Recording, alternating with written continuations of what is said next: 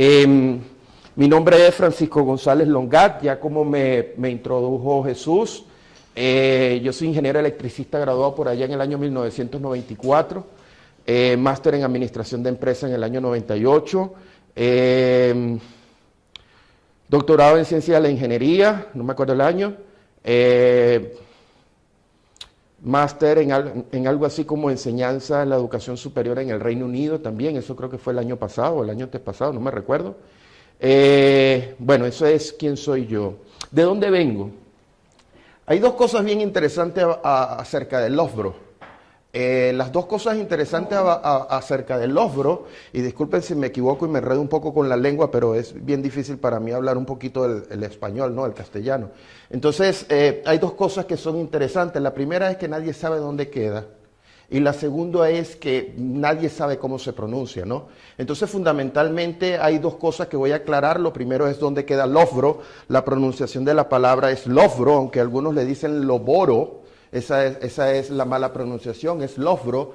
Está localizado en lo que yo denomino el Triángulo de las Bermudas. Si ustedes conocen algo de la geografía del Reino Unido, aquí está Londres, aquí está Birmingham y arriba está Nottingham. Y si usted lanza un centro de ese triángulo, ahí está Loughborough.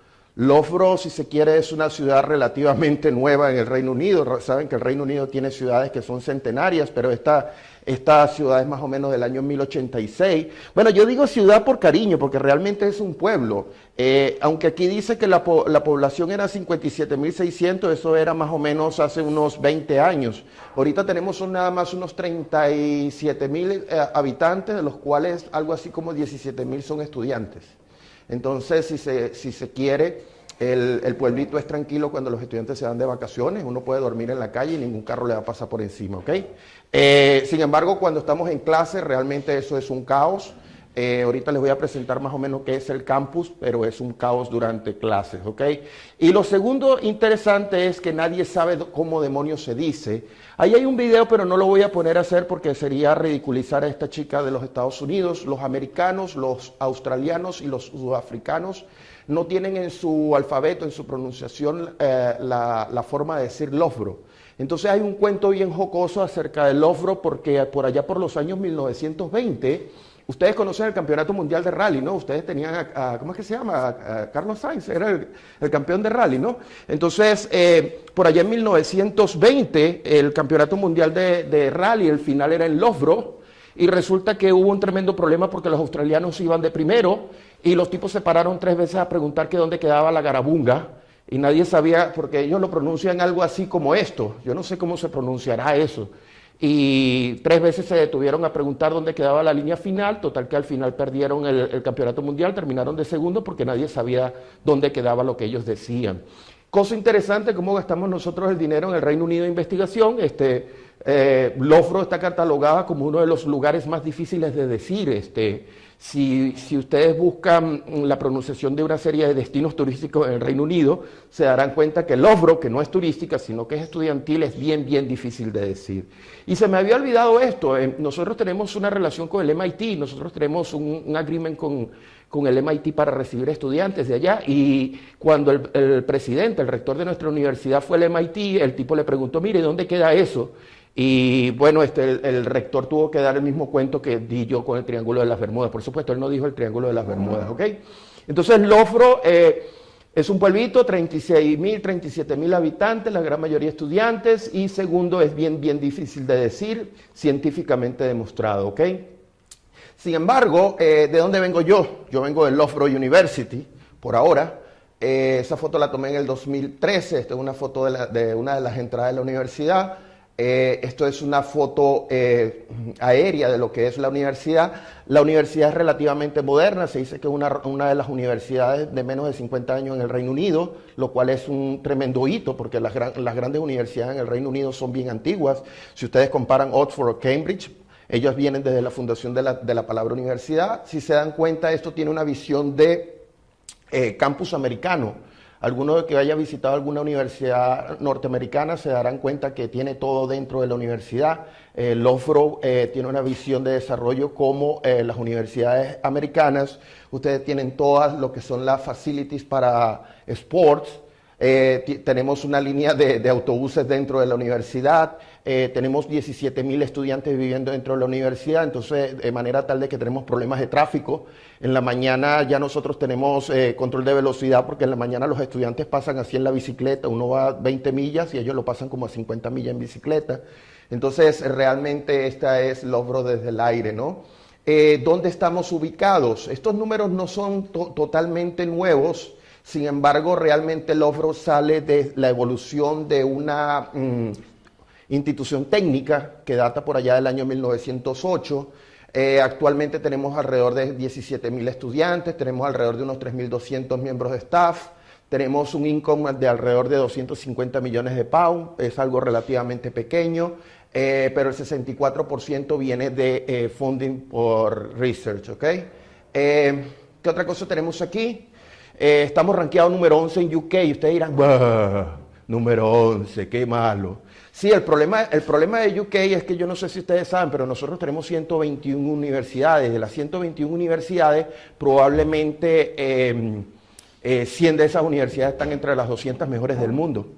Entonces nosotros estamos número 11, pero número 1 está Oxford, segundo Cambridge, que están número 2 y número 3 a nivel mundial, y de ahí para abajo. Entonces realmente nosotros subir de número 10 en adelante significaría estar por encima de los 50 a nivel mundial. Entonces realmente ser número 11 de UK es bastante bueno, ¿ok? Además de eso, la universidad tiene buena reputación desde el punto de vista de acomodación y otra serie de categorías. Estos eran los números que les decían. Estos números son viejos, pero si se dan cuenta, ¿quién es el número 1 en UK? Cambridge, y es la número 3 a nivel mundial. ¿Quién es número 2? Oxford, y es número 5 a nivel mundial. ¿Quién es número 6? Imperial College, y ellos son número 5 a nivel mundial. Entonces, nosotros tratar de movernos aquí arriba realmente es bastante duro. Sin embargo, el rector de la universidad dice que de aquí a 5 años nosotros deberíamos estar por lo menos por aquí 7 u 8, lo que significaría que deberíamos estar, por ejemplo, a nivel 50-60 del mundo, ¿ok? Esta es la vista aérea. Este es el campus completo. El campus está dividido en dos secciones. Una área que es solamente para teaching, que ahí es donde dictamos clases, ahí es donde tenemos los 17.000 estudiantes. Y luego tenemos otra área que es la parte de investigación y desarrollo. Tenemos un campus único y exclusivamente dedicado a lo que es la parte de investigación, laboratorio, infraestructura, etcétera. Eso es esta área. Y tenemos algo así como 25 hectáreas más para el otro lado que estamos ahorita en desarrollo. Ya aquí, esta foto es vieja, ya por aquí tenemos ya unos nuevos desarrollos, ¿ok? ¿De dónde vengo yo? De la Escuela de Ingeniería Eléctrica. La Escuela de Ingeniería Eléctrica nace por allá del 1966. Nosotros tenemos alrededor de 600 estudiantes de Ingeniería Eléctrica ya. De esos 600 estudiantes tenemos alrededor de 100 académicos y toda esta serie de elementos. El 95% de nuestra research es en teoría a nivel de clase mundial. Y bueno, tenemos algunos indicadores como por ejemplo la mejor satisfacción en el área de ingeniería eléctrica, ¿ok? Esta es una foto de la escuela, yo no salgo ahí, cuando tomaron esa foto yo no me acuerdo dónde estaba, pero yo no salgo ahí. Pero esto es más o menos una idea del team principal de la Escuela de Ingeniería Eléctrica. Estamos rankeados número 1 en esa palabra. ¿Empleabilidad sería la traducción? Sí, empleabilidad. Eso quiere decir que todos los que se gradúan allá, en teoría, consiguen un trabajo inmediatamente después de graduarse. Y de igual manera, estamos rankeados número 1 en el prospecto de carrera. Eso quiere decir en la velocidad de los ascensos. Y si mal no recuerdo, estamos rankeados número 3 en salario. Es decir, que un estudiante que se graduó de nosotros, además de que consigue trabajo, está en tercero en el ranking de salarios que va a ganar desde el punto de vista de ingeniero electricista. Y si se quiere, estamos rankeados como la 6ª escuela de ingeniería eléctrica en UK.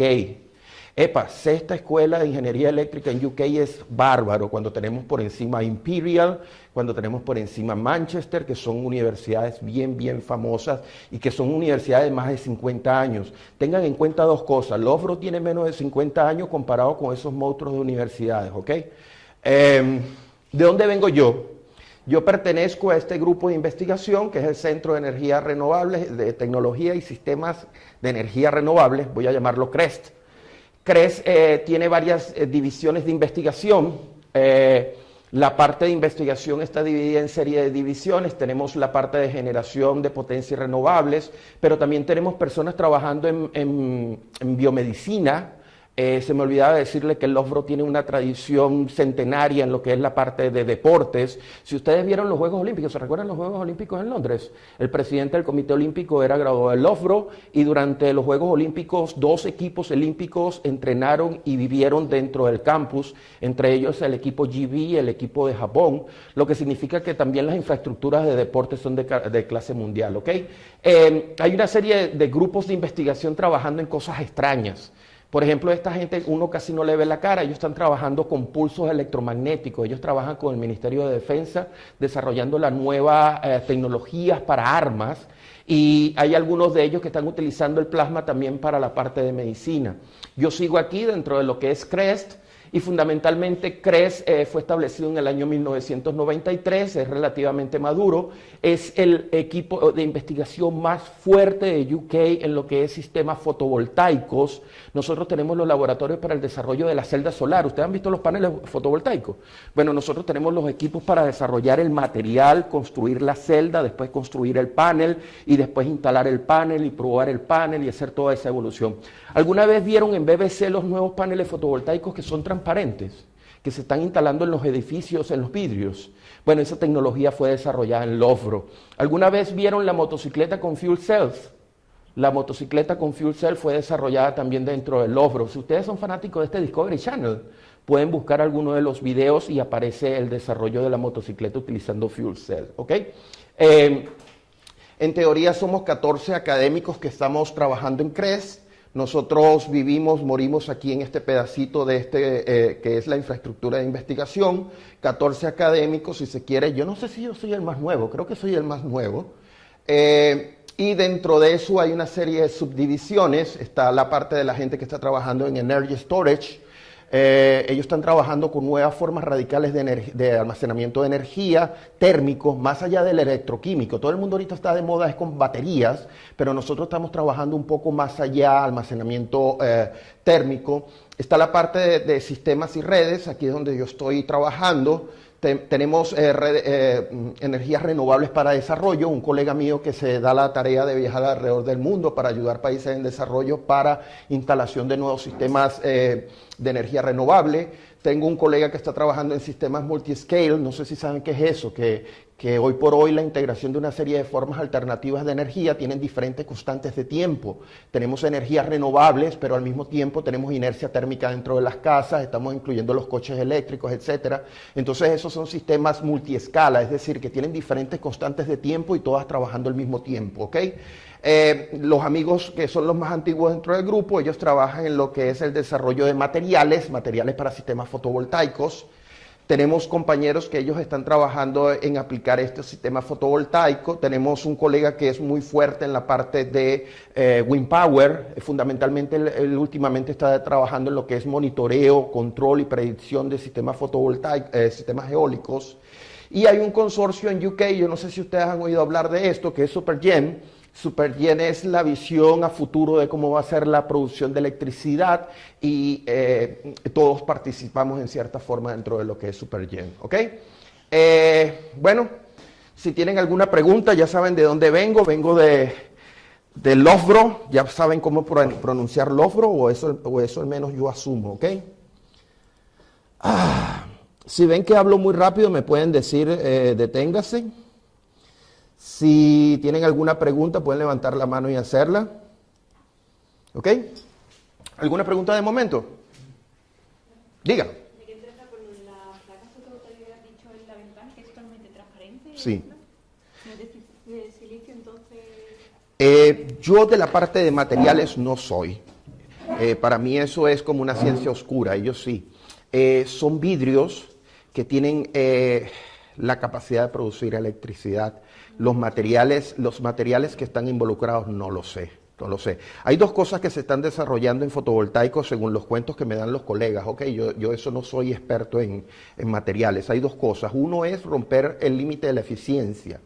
La eficiencia comercial de estas placas está alrededor de 21 y quieren romper el 25 o llegar a más allá del 25%. Eso es uno de los hitos que ellos quieren romper, que es maximizar la eficiencia de las placas fotovoltaicas. Y lo segundo que ellos quieren hacer es hacer que los materiales sean más aplicables a uso. Yo no sé si ustedes conocen que también hay celdas solares que son flexibles, que pueden ser instaladas sobre coches, sobre cualquier tipo de superficie. Eso fue uno de los primeros hitos, tratar de hacer que el cristal fuese en cierta forma flexible. Ahora lo que se quiere hacer es que el material sea más amigable para otros usos, como por ejemplo el caso del vidrio. Desconozco realmente la naturaleza del material, pero si quieres buscas en YouTube el video de la BBC cuando se hizo la entrevista de Ralph. Ralph es el líder del grupo el apellido es alemán, yo lo escribí ahí, realmente no lo sé pronunciar, pero él hizo una presentación en BBC News alrededor de este nuevo material. Se me olvidaba decirles, ¿han descargado las presentaciones? Yo les hice llegar un link y ese link va a mi página web y desde la página web pueden descargar un archivo .rar, que es un archivo comprimido. Ese archivo comprimido tiene un password, ustedes colocan el password y les abre todas las presentaciones. Sin embargo, me hicieron llegar que había un problema con las presentaciones y es que les daba un error al tratar de abrir las presentaciones. ¿Alguno de ustedes les dio ese error? ¿No? Sí le dio. Lo que sucede es que creo que ustedes están usando la versión de Acrobat 8 y la versión con la cual yo compilé esos documentos es la versión 11. Entonces, si uno trata de abrir un documento con la versión 8, hecho en la 11 genera ese error. Yo voy a ver si mañana puedo subir a mi página web nueva versión con la versión 8 para que ustedes lo puedan abrir. Si están muy urgentes en ver los archivos, lo que pueden hacer es lo siguiente, que en Internet hay varios visores de PDF, incluso Google. Si ustedes tienen Google Drive, hay un visor para PDF, entonces usando el visor PDF podrían abrir el documento, ¿ok? ¿Me siguen? Ok, bueno, ¿cuál es la historia del día de hoy? La historia del día de hoy y el día de mañana son dos cuentos. Es la historia de cómo nos estamos moviendo hacia los sistemas eléctricos del futuro y fundamentalmente voy a tratar dos temas bien interesantes. Uno es los sistemas multiterminales HVDC y lo segundo que voy a hablar es de integración de wind power, ¿ok? De energía eólica. Más o menos, ¿cuál es la idea de esta presentación? Bueno, en esta presentación les voy a hablar de una motivación, cuál es el objetivo del seminario, cuál es el alcance, algunos detalles del seminario y voy a cerrar con cuál es la estructura de lo que vamos a estar viendo, ¿ok? Fundamentalmente, ¿qué ocurre? Yo no sé si ustedes se han dado cuenta, pero los sistemas eléctricos están cambiando. Los sistemas eléctricos están cambiando porque hay una serie de fuerzas que están motivando o forzando ese cambio. Por una parte, por un extremo, tenemos la parte económica. Todo el mundo quiere electricidad, todo el mundo quiere acceso a la electricidad, que la electricidad sea lo más barato posible, pero al mismo tiempo que la electricidad sea lo más continua posible. Además de eso, tenemos la otra presión o la otra fuerza es que queremos que esa energía sea lo menos agresiva al medio ambiente. Y es que el cambio climático es una realidad. Hoy por hoy no podemos negar que yo estoy pasando calor aquí en Sevilla y que realmente la temperatura ha ido cambiando a nivel global, el clima ha ido cambiando a nivel global. Entonces, desde el punto de vista de producir electricidad barata y que sea no agresiva al ambiente, está forzando que el sector de electricidad haga una serie de cambios. En un minuto más adelante les voy a presentar cuáles son realmente con detalle esas fuerzas, pero quiero que vayan pensando que hay al menos dos de ellas. Una es cambio climático, la otra es la economía a nivel global y la otra es la seguridad energética. Lo cierto es que los sistemas eléctricos a futuro tienen que cambiar. Yo no sé si se dan cuenta que aquí estoy utilizando la palabra no electricidad, sino sistemas de energía, porque realmente a futuro nosotros la electricidad va a tender a ser un servicio que va a venir colateral con otras series de energía. De momento, aquí en Europa uno utiliza mucho gas y electricidad, que son dos bien diferenciados vectores energéticos, electricidad y gas. Pero a futuro Estamos pensando que ya la electricidad va a venir acompañada de otros subproductos como calentamiento, como enfriamiento, como transporte y otra serie de servicios. Entonces a futuro nosotros estamos pensando en el desarrollo de sistemas energéticos, todo un paquete integrado de energía. Ahora bien, ¿qué tenemos que cambiar a futuro? Bueno, hay que cambiar casi todo, por no decir todo. Primero, la generación tiene que cambiar. Porque si nosotros queremos que la producción de electricidad sea no agresiva al ambiente, entonces tenemos que empezar a desaparecer de esas plantas de generación a carbón que producen muchísimas emisiones contaminantes. Pero al mismo tiempo, entonces tenemos que empezar a instalar otras fuentes de energía, como la fotovoltaica, como la eólica, como la biomasa, que son no agresivas al ambiente, pero que tienen una forma muy particular de operar. Entonces, las tecnologías de generación van a tener que cambiar. Pero del otro lado de la ecuación está lo que hace que llegue la energía desde la generación hasta los pobres consumidores.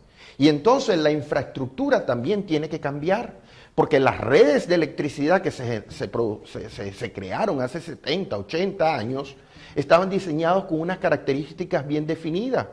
Siempre nos dijeron a nosotros en la escuelita que los sistemas eléctricos de potencia eran para generar, transmitir y distribuir energía. Y ese concepto sigue siendo válido, pero ese concepto se basaba en que aquí se producía la electricidad y aquí se consumía la electricidad. Hoy por hoy, con la instalación de nuevas formas de generación de electricidad, con la instalación de almacenamiento de electricidad, entonces ese concepto está cambiando.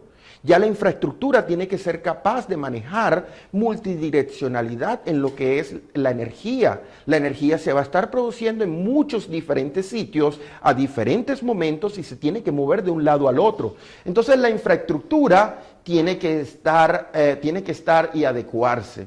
Yo no sé si alguna vez han escuchado el famoso concepto Smart Grid. Esa es la frase que yo más detesto. Smart Grid está de moda probablemente desde hace unos 5 u 8 años. El concepto de Smart Grid lo estableció en el año 2005 el amigo Wood and Wallenberg en su paper Smart Electricity. No me recuerdo el título del paper, pero él establece el concepto de Smart Grid y era simplemente incluir toda esta tecnología que en ese momento, en el 2005, era emergente, que era Internet, la información, la comunicación. Realmente yo odio el concepto de Smart Grid porque la palabra smart significaría que nosotros estamos agregando una nueva cualidad a los sistemas eléctricos de potencia y eso es totalmente falso. En el Reino Unido nosotros utilizamos la frase es Smarter Grid. Nosotros decimos redes más inteligentes. Si ustedes buscan los documentos del Parlamento inglés, la frase que se utiliza es Smarter Grid. Y la razón es porque los sistemas eléctricos siempre han sido inteligentes. Los sistemas eléctricos de potencia siempre, cuando Thomas Alva Edison comenzó a establecer los sistemas de potencia, nosotros utilizábamos protecciones electromecánicas, que son protecciones bien difíciles de hacer que operen. Y los sistemas eléctricos por más de 100 años han estado operando con esos pedazos de protecciones electromecánicas. Eso era inteligente. Entonces por eso yo les digo que el concepto de Smart Grid yo lo odio, yo prefiero el concepto de Smarter Grid, que es fundamentalmente utilizar los desarrollos tecnológicos para mejorar las cualidades que tienen los sistemas eléctricos de potencia. Pero entonces la motivación del seminario que vamos a estar en estos 2 días es ver los cambios y las transformaciones que son necesarias y pertinentes dentro de los sistemas eléctricos de potencia pensando a futuro, pensando en el 2030 o el 2050. Dentro de un rato se van a dar cuenta que algunas de estas cosas ya están en el mercado, que algunas de ellas ya están, pero otras vienen muy en camino, ¿ok? Entonces fundamentalmente quiero que entiendan. Esta es una visión que yo publiqué hace unos años atrás de lo que son los sistemas eléctricos del futuro. Los sistemas eléctricos del futuro en teoría son estos, los sistemas AC.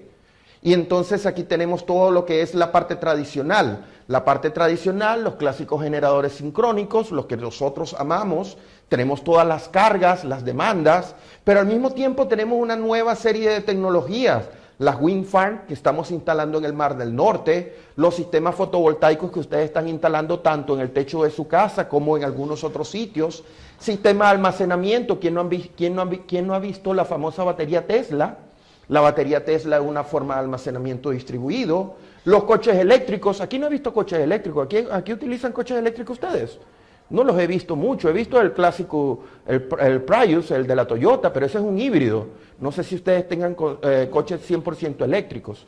Allá en la universidad nosotros tenemos coches eléctricos y tenemos los puntos para cargar los coches eléctricos. La universidad nos cobra a nosotros el estacionamiento, pero al mismo tiempo los que tienen coches eléctricos se benefician porque pueden ir cargando el coche eléctrico. No crean que todo es gratis, porque realmente ellos están cargando el coche eléctrico, pero están produciendo la data que nuestros amigos utilizan para investigar cómo es el proceso de carga de los coches eléctricos. Del otro lado, entonces, tenemos aquí las famosas wind farm, los coches eléctricos, y esto. Dentro de un rato les voy a hablar de sistemas HVDC. Hoy por hoy los sistemas DC se están imponiendo. Hace unos años atrás, cuando comenzaron los sistemas eléctricos de potencia, todo el mundo se quejó porque la DC desapareció y la que ganó territorio fue la corriente alterna. Hoy por hoy los sistemas de explotación comercial de electricidad son de corriente alterna. Toda la razón ha sido económica. Porque resulta que esto que está aquí, que son los convertidores electrónicos de potencia, solían ser sumamente costosos. Pero hoy por hoy esa tecnología ha decrecido en cuanto a costos. Pero al mismo tiempo resulta que las bondades que esto proporciona están haciendo más atractivo el uso de la corriente continua.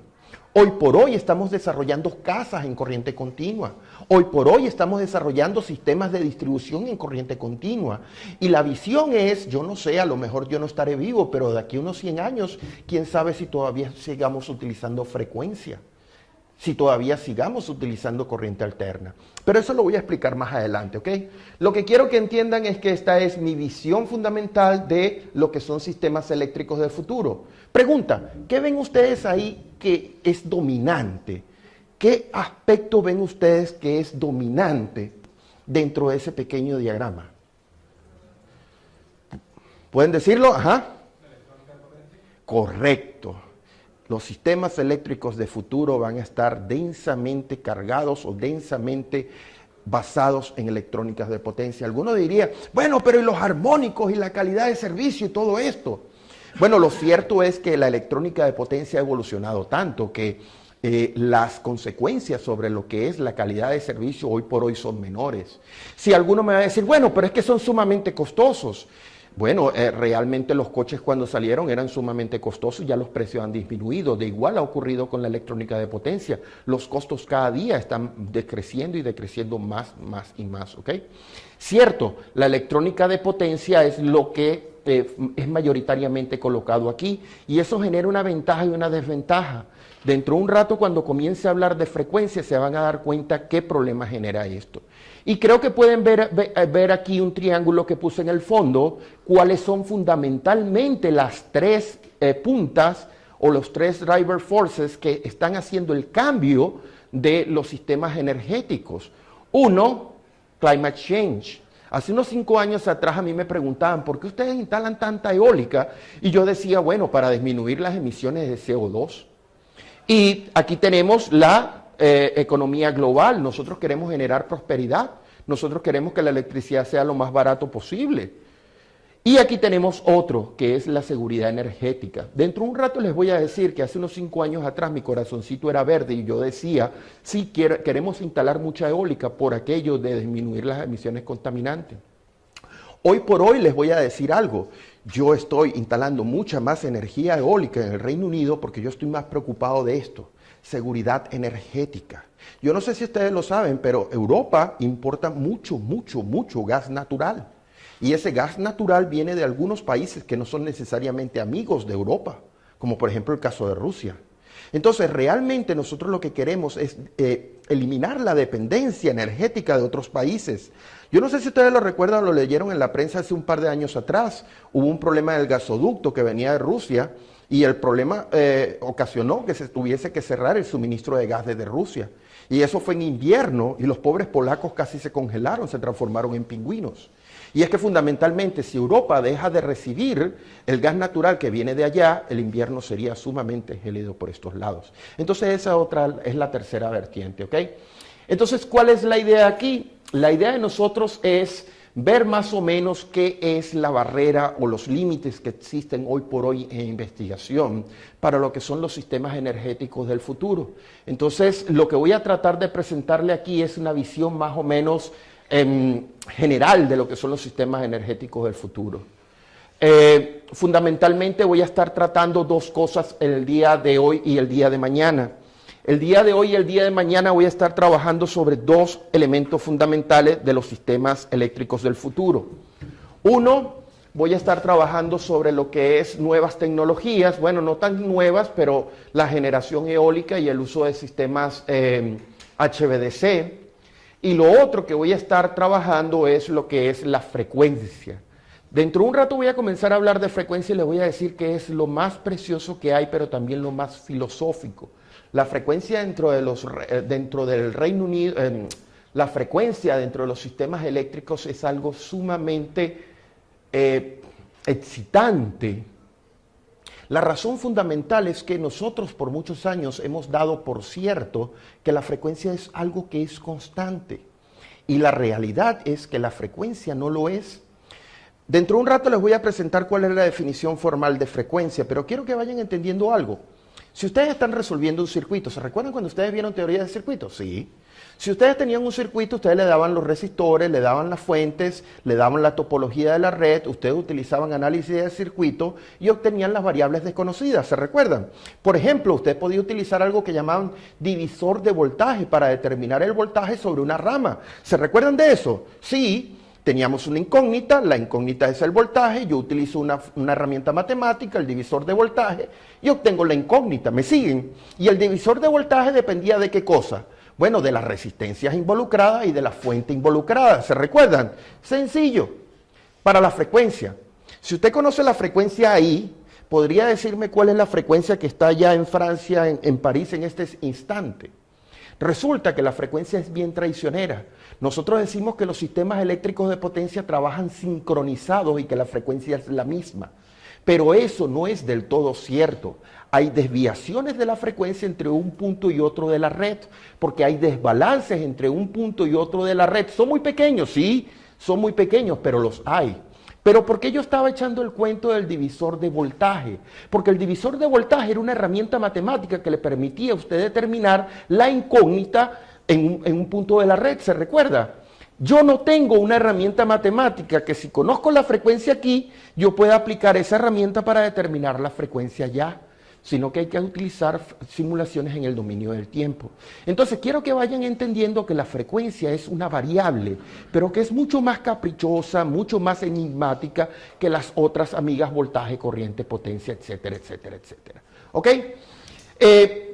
Voy a presentar aquí algunos escenarios y esos escenarios van a estar relacionados con UK. ¿Cuál es la razón? Bueno, yo vengo de UK y esa es la información que es, si se quiere, más relevante para mí. Pero además, UK es uno de los países líderes en todas estas tecnologías, entonces, en consecuencia, lo que les voy a estar presentando va a ser relacionado con UK. ¿Ok? En teoría, este curso estaba hecho para 4 días de 4 horas.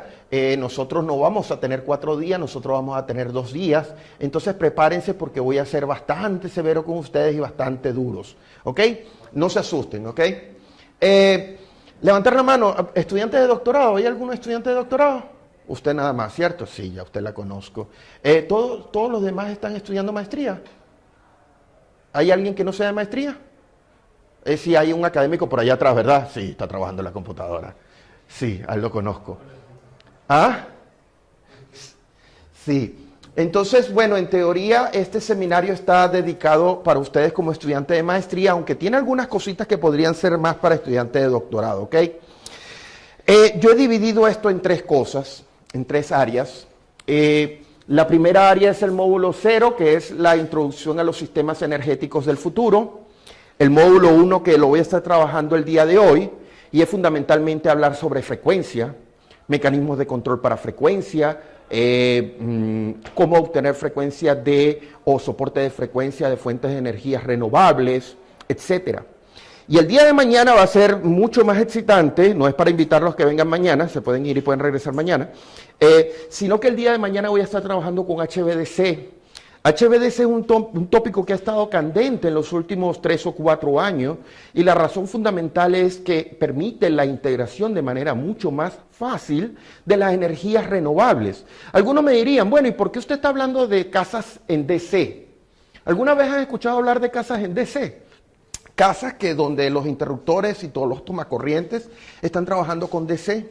Realmente es algo lógico. Si ustedes se ponen a ver un televisor de esos de pantalla plasma, lo rompen en el piso, lo destapan, se van a dar cuenta que ellos utilizan AC, pero después rectifican y tienen una serie de niveles de voltaje DC adentro.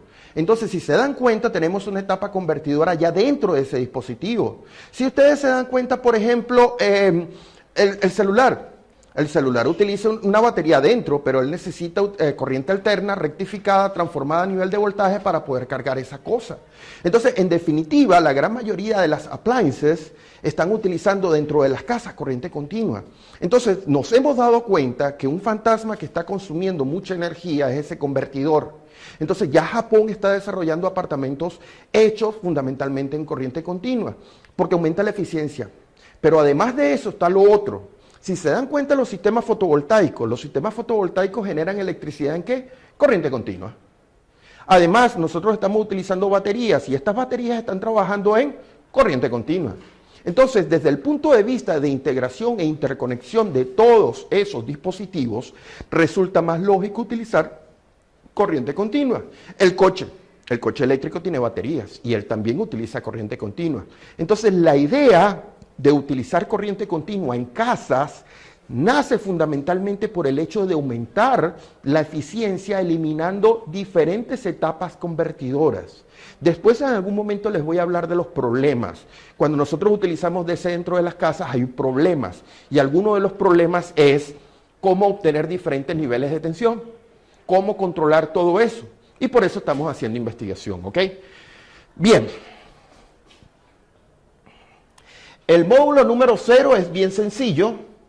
El módulo número 0 es simplemente hablar sobre las fuerzas fundamentales que están generando el cambio. El módulo número 1 es cuando nos ponemos a trabajar con cosas bien interesantes. Por ejemplo, introducción de lo que son los diferentes procesos electromecánicos dentro de sistemas eléctricos de potencia y entender un poco lo que es el control de la frecuencia. Luego vamos a hablar de los métodos clásicos de control de frecuencia. Luego hablaremos un poco de lo que es System Frequency Response, que es la respuesta en frecuencia de los sistemas. Si hay alguien aquí que ame control, discúlpenme por usar la expresión System Frequency Response, porque a la gente que trabaja en control le gusta utilizar la frase respuesta en frecuencia solamente para un método de análisis del comportamiento del sistema. Yo no sé si ustedes alguna vez vieron en teoría de control el famoso BODE. Y uno decía que el BODE era un análisis de respuesta en frecuencia, cómo se comporta el sistema ante cambios de la frecuencia. Bueno, nosotros en sistemas eléctricos de potencia utilizamos Frequency Response para decir cómo responde el sistema, pero cuando hay cambios, cuando hay modificaciones en la frecuencia del sistema eléctrico. Luego voy a hablar de un concepto moderadamente nuevo, no sé si han oído hablar de inercia sintética. Bueno, uno de los participantes se dio cuenta que tenemos muchos convertidores de potencia y los convertidores de potencia resulta que hacen algo bien interesante y es desacoplar la generación de la red. Yo no sé si ustedes se dieron cuenta, teníamos la granja eólica, había un convertidor, había otro convertidor y después que iba a la red. Cuando nosotros tenemos convertidores de potencia estamos desacoplando en cierta forma la generación y eso crea un problema que es la respuesta en frecuencia de ese tipo de señores. Entonces nosotros hemos diseñado unos controladores que es la respuesta inercia sintética y voy a hablar un poco sobre eso, ¿ok? Después voy a hablar un poco sobre respuesta en frecuencia de turbinas de viento y voy a presentar los conceptos comerciales. El segundo día es bien excitante, no es para que se vayan y regresen mañana, no es una indirecta que les estoy diciendo, pero los sistemas HVDC son mi pasión. Yo hace muchos años trabajé con la eólica, era mi pasión, hoy por hoy ya no tanto. Fundamentalmente los sistemas HVDC es la mejor forma para integrar parques eólicos a grandes distancias. Los sistemas HVDC generan la posibilidad de utilizar cables submarinos muy largos. Mañana les voy a presentar las ventajas y desventajas de los sistemas HVDC y les voy a decir que tienen muchísimas ventajas, pero también les voy a hablar un poquito mal de ellos. Y fundamentalmente les voy a presentar, por ejemplo, cuáles son los componentes. Bueno, primero las tecnologías. Hay varias tecnologías. La tecnología que ha sido desarrollada hasta ahora son los convertidores LSCC, que son conmutados por cruce de línea. Fundamentalmente son la tecnología más vieja utilizando tiristores. Y en años recientes hemos comenzado con una nueva tecnología que son Voltage Source Converter, VSC.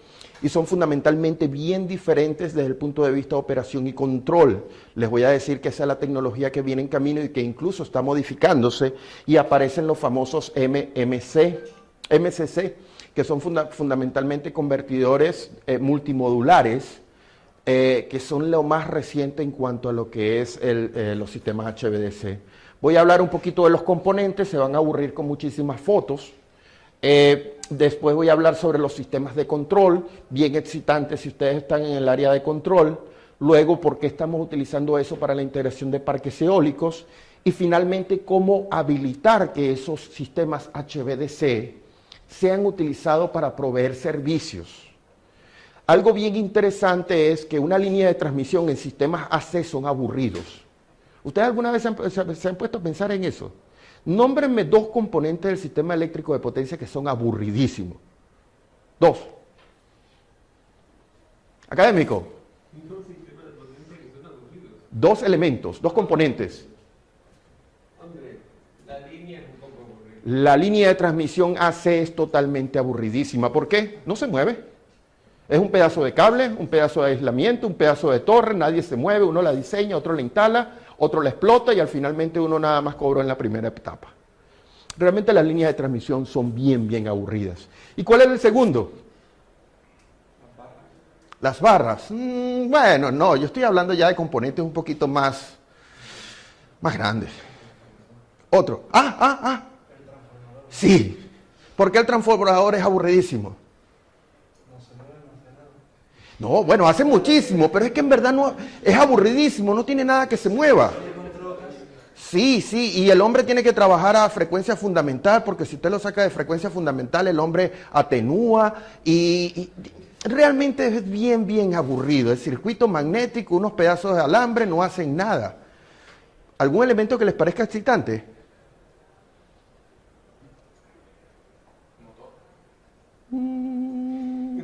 Es el segundo. El primero. Y cuando dice motor, hay varios tipos de motores. Vamos a asumir que dijo motor de inducción, que ese es mi favorito. Ajá, pero ¿qué otro consideran ustedes que es excitante? Ajá, ¿cuál? El sincrónico. Generador sincrónico, esa es la máquina más preciosa que hay. Yo no sé si ustedes vieron máquinas sincrónicas. ¿Ya la vieron? ¿Vieron dinámica de máquinas? La reacción del estator, todo aquello durante cortocircuito. Es la máquina más compleja que hay. Es la máquina más cara, es la máquina más preciosa que hay dentro de los sistemas eléctricos de potencia. Lástima que las queremos eliminar. Pero bueno, lo interesante es que esas máquinas sincrónicas son las que crean la frecuencia. Nosotros tenemos frecuencia en el sistema por culpa de ellas. Y resulta que ellas tienen propiedades naturales. Mañana o dentro de un rato les voy a hablar que una de las características naturales de la máquina es la inercia.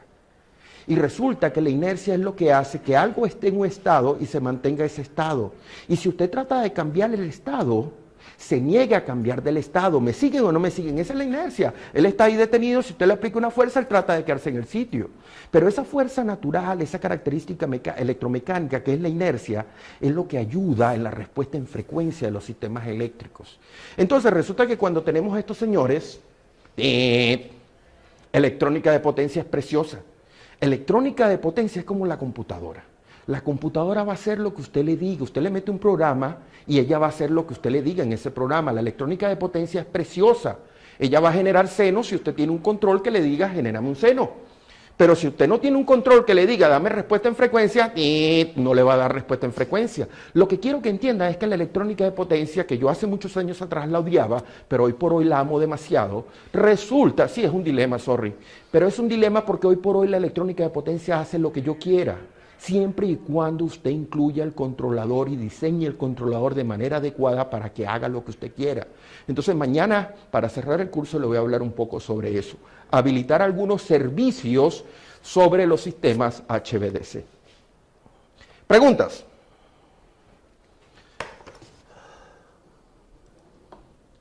Si tienen alguna pregunta, se las puedo recibir, no hay problema.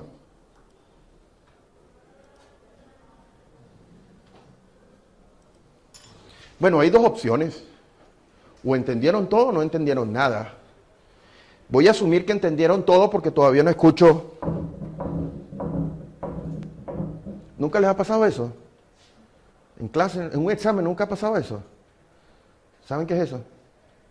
La cabeza de los estudiantes dándose contra el... ¿Cómo resuelvo esto?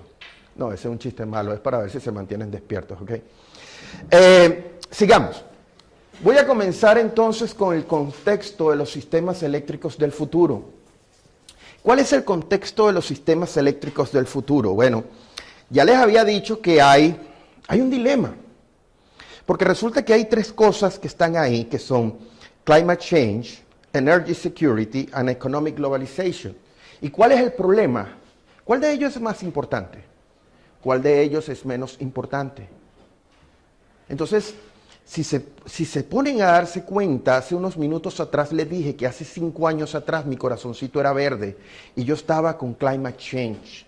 Hoy por hoy yo estoy con otro, con energy security. Y es que fundamentalmente hay un dilema porque no se le puede dar un peso a cada una de ellas. Vamos a ver qué son cada una de ellas para que vayan entendiendo de qué es eso de darle un peso.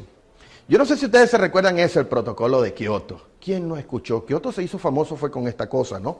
Pero el protocolo de Kioto lo que trataba era de disminuir o controlar un poco lo que eran las emisiones de algunos gases. Y esos gases en teoría son los que generan en cierta forma el famoso fenómeno de invernadero. Y es que fundamentalmente esos gases están demostrados que generan en cierta forma una retención de calor en la atmósfera. Entonces la primera... si se quiere, iniciativa científica seria para tratar de controlar el proceso de calentamiento global fue el famoso protocolo de Kioto. Que por cierto, vean algo bien interesante. Los Estados Unidos que estaban incluidos aquí, en aquel momento no se querían acoger al protocolo de Kioto. Y la razón fundamental es que en aquel momento ellos eran el país que estaba generando mayores emisiones contaminantes. Y fundamentalmente por eso no les convenía, porque a futuro ellos veían la posibilidad de que se generaran entonces una serie de represiones desde el punto de vista económico. Luego por allá, las Naciones Unidas en el año 2010, en la famosa conferencia de cambio climático, entonces empieza a implementar algunos de los seguimientos de lo que era presiones para tratar de reducir estas emisiones de CO2. Pero quien se tomó todo esto en serio fue la Unión Europea. La Unión Europea realmente son los que han estado tratando de mantener el planeta limpio. Y es interesante, uno viaja aquí dentro de Europa y hay algunas capitales que son sumamente asquerosas desde el punto de vista atmosférico. Sin embargo, cuando uno viaja a otros países, uno al final tiene casi que llevarse unos riñones, unos pulmones de repuesto. Si usted ha estado en China, si usted ha estado en la India, realmente hasta respirar es un riesgo. Lo cierto es que desde hace unos años atrás, la Unión Europea empezó a definir una serie de cambios y reducciones de emisiones contaminantes. En teoría, en el año 2007 se genera el famoso 20-20-20, y es que fundamentalmente era una reducción del 20% de las emisiones contaminantes para el 2020. Por eso era que se llamaba el triple 20. Disminuir las emisiones contaminantes 20% comparado con el año 1990 para el año 2020. Y eso en teoría no es suficiente para evitar un aumento de 2 grados centígrados en el aumento de la temperatura. Y lo cierto es esto, las emisiones contaminantes están cambiando el clima. Ciertamente, entonces, ya por ciertas razones, la Unión Europea ha empezado a ser un poquito más ácida o más estricta con las emisiones y ha incrementado eso a un 30% para el año 2020.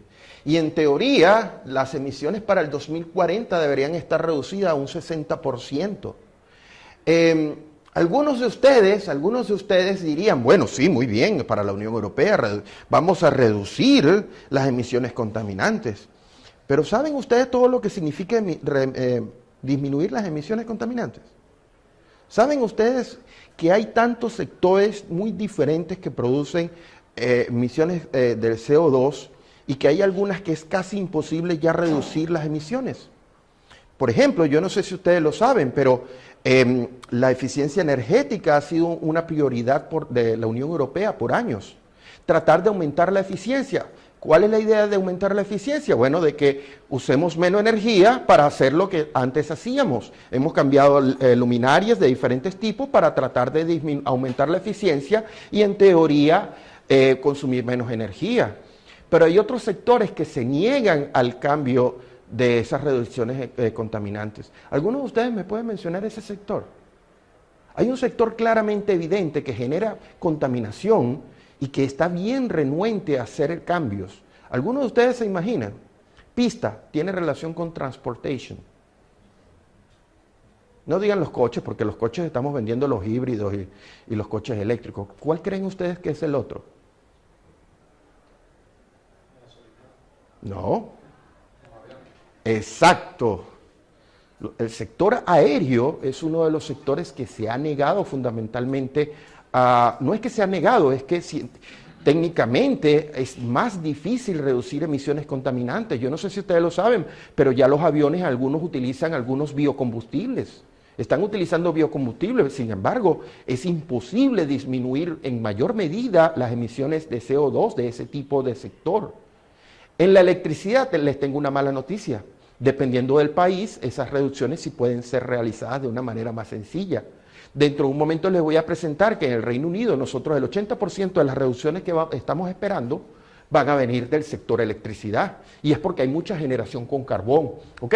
Pero lo que quiero que vean es que estos targets tienen implicaciones en cambios tecnológicos, y cambios tecnológicos van relacionados con costos. Y mucha gente le gusta la energía limpia, pero cuando usted le dice que la factura de electricidad le va a crecer unos 120 pounds en el transcurso de los próximos 5 o 7 años, todo el mundo se queja, ¿cierto o falso? Porque al final son 120 pounds que usted puede utilizar para comprar otra cosa, una pint, lo que sea. ¿Ok? Bien, el Reino Unido ha sido mucho más ácido, mucho más serio con sus targets. Y yo no sé si ustedes lo saben, pero en teoría nosotros en el Reino Unido queremos disminuir un 80% de las emisiones, 80% para el año 2050.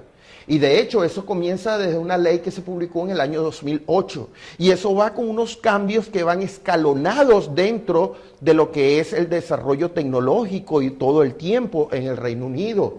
De hecho, nosotros queremos descarbonizar la sociedad, es decir, que nosotros no queremos emisiones de CO2, de carbono, dentro de lo que sería el desarrollo social. Entonces, si ustedes tienen algún momento tiempo, vayan y lean, esto es un documento oficial, esto es fundamentalmente la ley de cambio climático establecida en el año 2008 para que vean esas prioridades, ¿ok? Bien, ¿cuál es el otro indicador o importante fuerza que está generando cambio dentro de los sistemas eléctricos?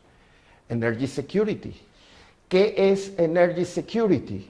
Bueno, es fundamentalmente que nosotros podamos ofrecer energía a todos los miembros de la población en suficiente cantidad y a un costo suficientemente razonable. Eso es fundamentalmente lo que es el concepto de energía, de seguridad de energía. Yo no sé si ustedes ven este plot que está aquí.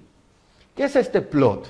Este plot ha sido los precios del barril del petróleo, fíjense, de los años 70, aquí la detuve en el año 2008, pero yo no sé si ustedes se han dado cuenta, el precio del barril de petróleo ha ido sube que sube, sube que sube. En estos momentos está bajo. Ya hay algunas personas que están comenzando a decir que en algunos 2 o 3 años, cuidado si el empujón puede ser más alto. Lo cierto es que esto ha generado muchísima controversia, porque como ya les mencioné, el caso de Europa, la dependencia de combustibles del extranjero es muy alta. Y eso significa que gran cantidad del dinero que usted está ganando está yendo a tener a los bolsillos de unos enemigos suyos, porque al final usted tiene que pagar la gasolina, el petróleo en otros países de personas que no son aliadas.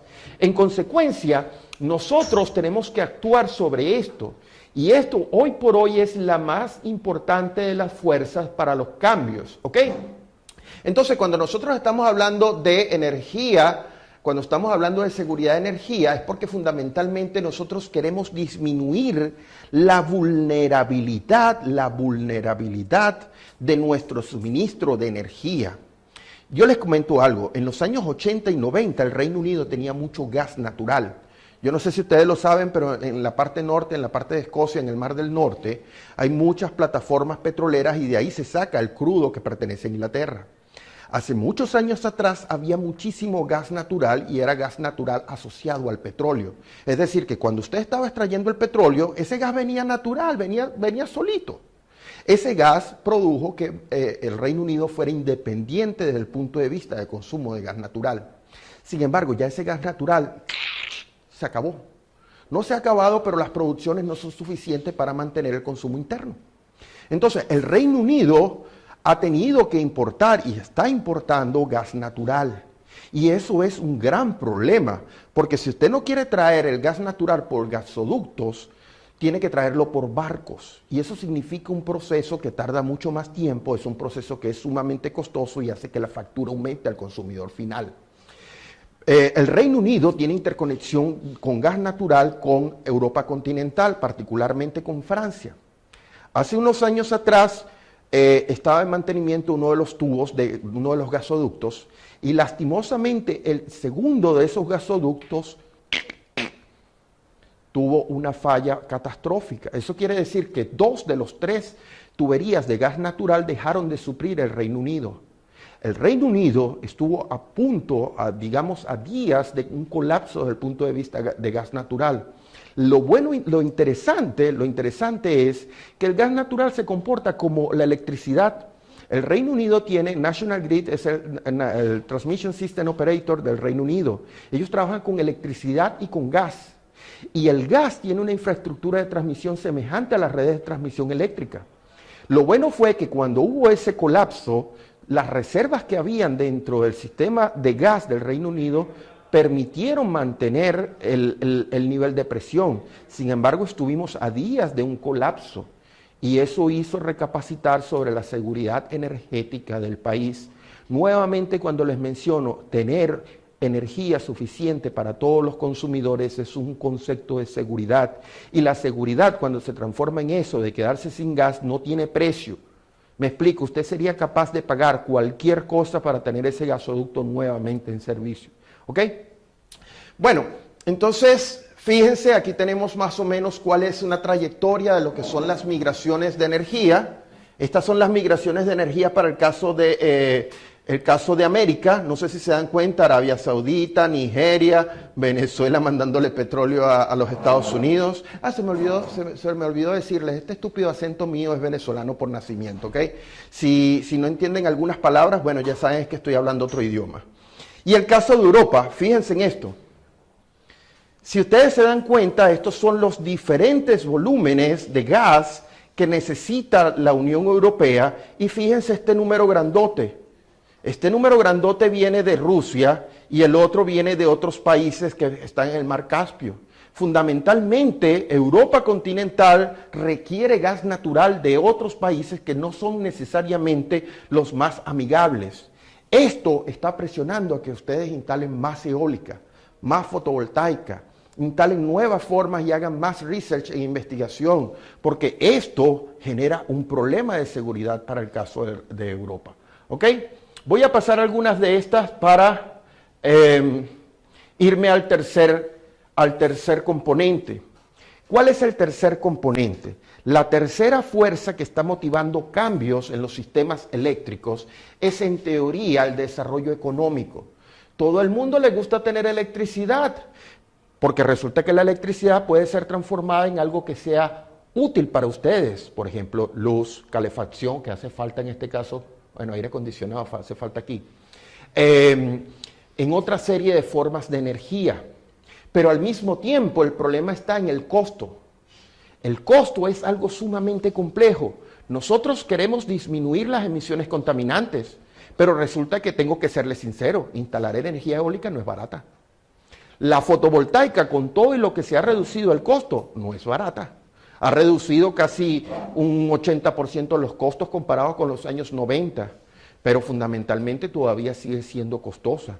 Entonces, fundamentalmente, nosotros tenemos que hacer algo para que esto que es el desarrollo económico se transforme en un generador de prosperidad para todas las personas.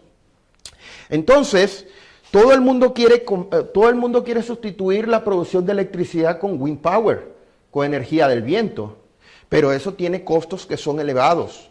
En el Reino Unido ya está dicho, la factura de electricidad va a subir. La factura de electricidad va a subir por una componente de renovables. Hay un debate, hay mucha gente que dice, bueno, pero es que va a subir por las renovables.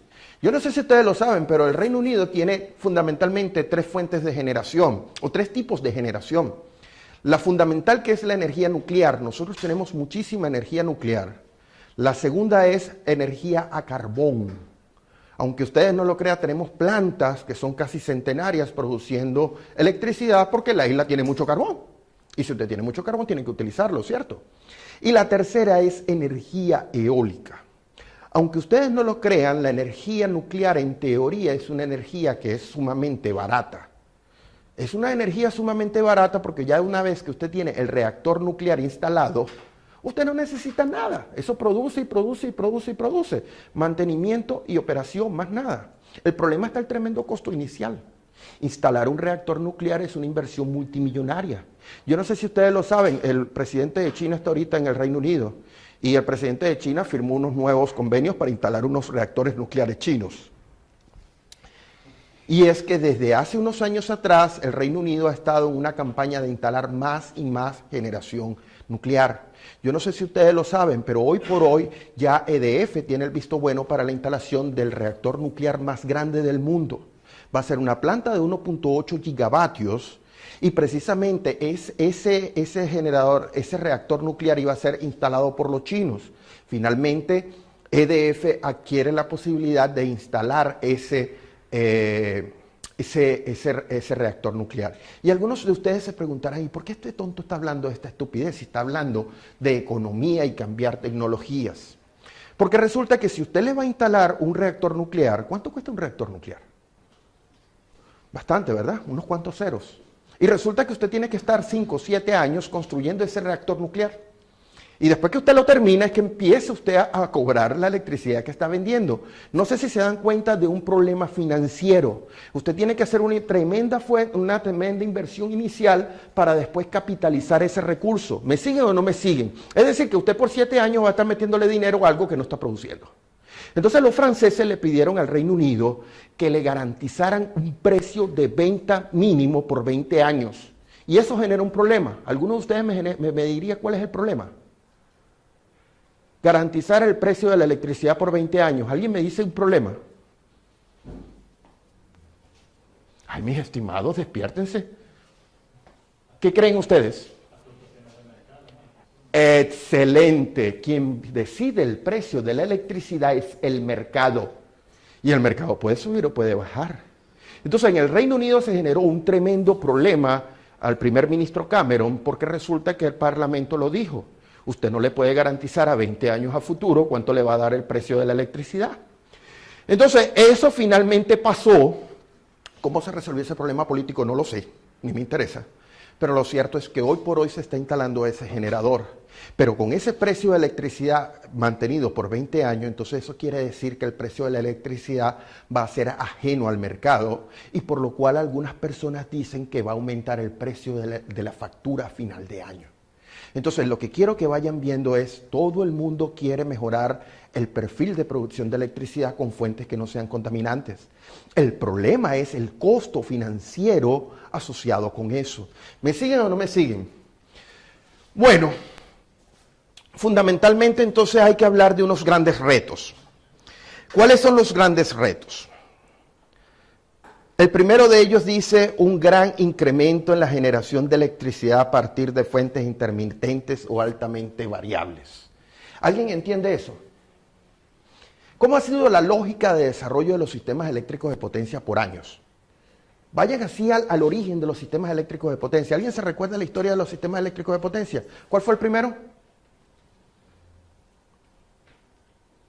Bueno, no sé si fue el de Niágara o el de una calle de Nueva York.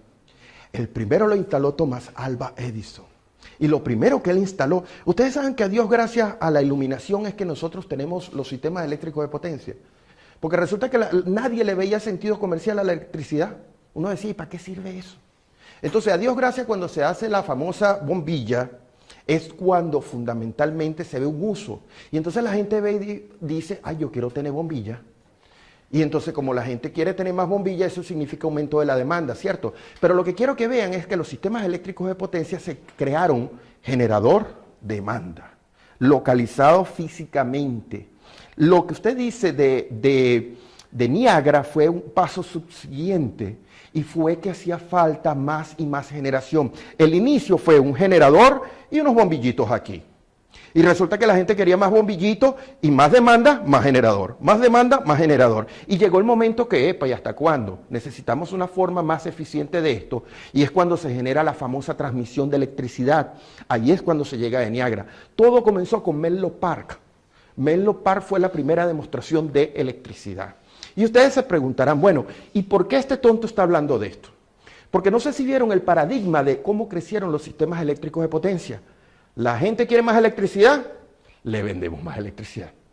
La gente quiere más electricidad, le vendemos más electricidad. Y es que fundamentalmente los sistemas eléctricos de potencia por casi 100 años han sido de un solo grado de libertad. La demanda cambia, yo ajusto la generación para que la demanda sea cubierta. ¿Me siguen o no me siguen? ¿Y por qué ha sido así? Porque la generación es despachable. La generación puede seguir a la demanda. Yo necesito más vatios, le meto más vatios a estos generadores. ¿Cómo? Bueno, más combustible fósil o más agua de la planta hidroeléctrica. ¿Me siguen o no me siguen? Ahora resulta que nosotros que estamos muy interesados en reducir las emisiones contaminantes, estamos instalando eólica. Y la eólica depende del viento. Y el viento sopla cuando Papá Dios manda viento. El sol brilla de día. De noche no. Del sol tenemos las nubes. Cuando pasa una nube se genera un problema. Yo no sé si ustedes se dan cuenta que esta nueva fuente de generación se llaman no despachables. Porque resulta que la voluntad de la fuente de energía primaria, llámese viento sol, rige mucho la producción de esa fuente. Entonces, el primer cambio que tenemos aquí es que resulta que tenemos fuente de energía no despachable. Y tenemos gente que sigue haciendo lo que le da la gana consumiendo electricidad. ¿Me siguen o no me siguen? Entonces ahora tenemos varios grados de libertad. Este quiere más, pero el viento no sopla. Este quiere más, pero no hay sol. Entonces ahora se está generando complejidad en el sistema eléctrico de potencia. ¿Me siguen? Excelente. Segundo, incrementando las condiciones de estrés en los sistemas de transmisión. ¿Alguien me dice algo? ¿Quién me dice algo sobre eso?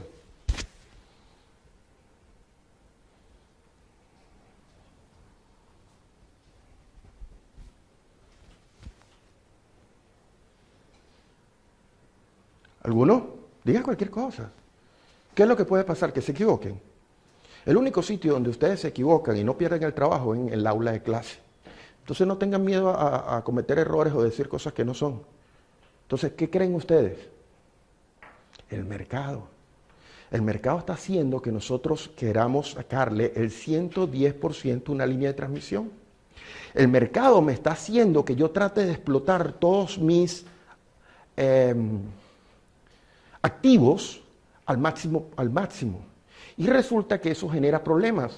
Si ustedes se recuerdan, hay unos límites de estabilidad. Y cuando usted puya demasiado la transmisión a su límite, genera problemas. Entonces, esto es otro de los grandes problemas. Y el tercero, ¿se recuerda mi amigo que me dijo los convertidores electrónicos de potencia? Los convertidores electrónicos de potencia están desacoplando la generación de la carga. Están creando una barrera. Están creando barrera entre el generador que está rotando y el sistema eléctrico que está consumiendo. Y eso me genera un problema que es el problema de la frecuencia, que es lo que voy a pasar a relatar dentro de un momento. ¿Ok? ¿Me siguen? Todo esto está generando un problema y es el problema de seguridad. Señores, mercado. El mercado es donde la gente recibe el dinero, donde se define el precio de la electricidad.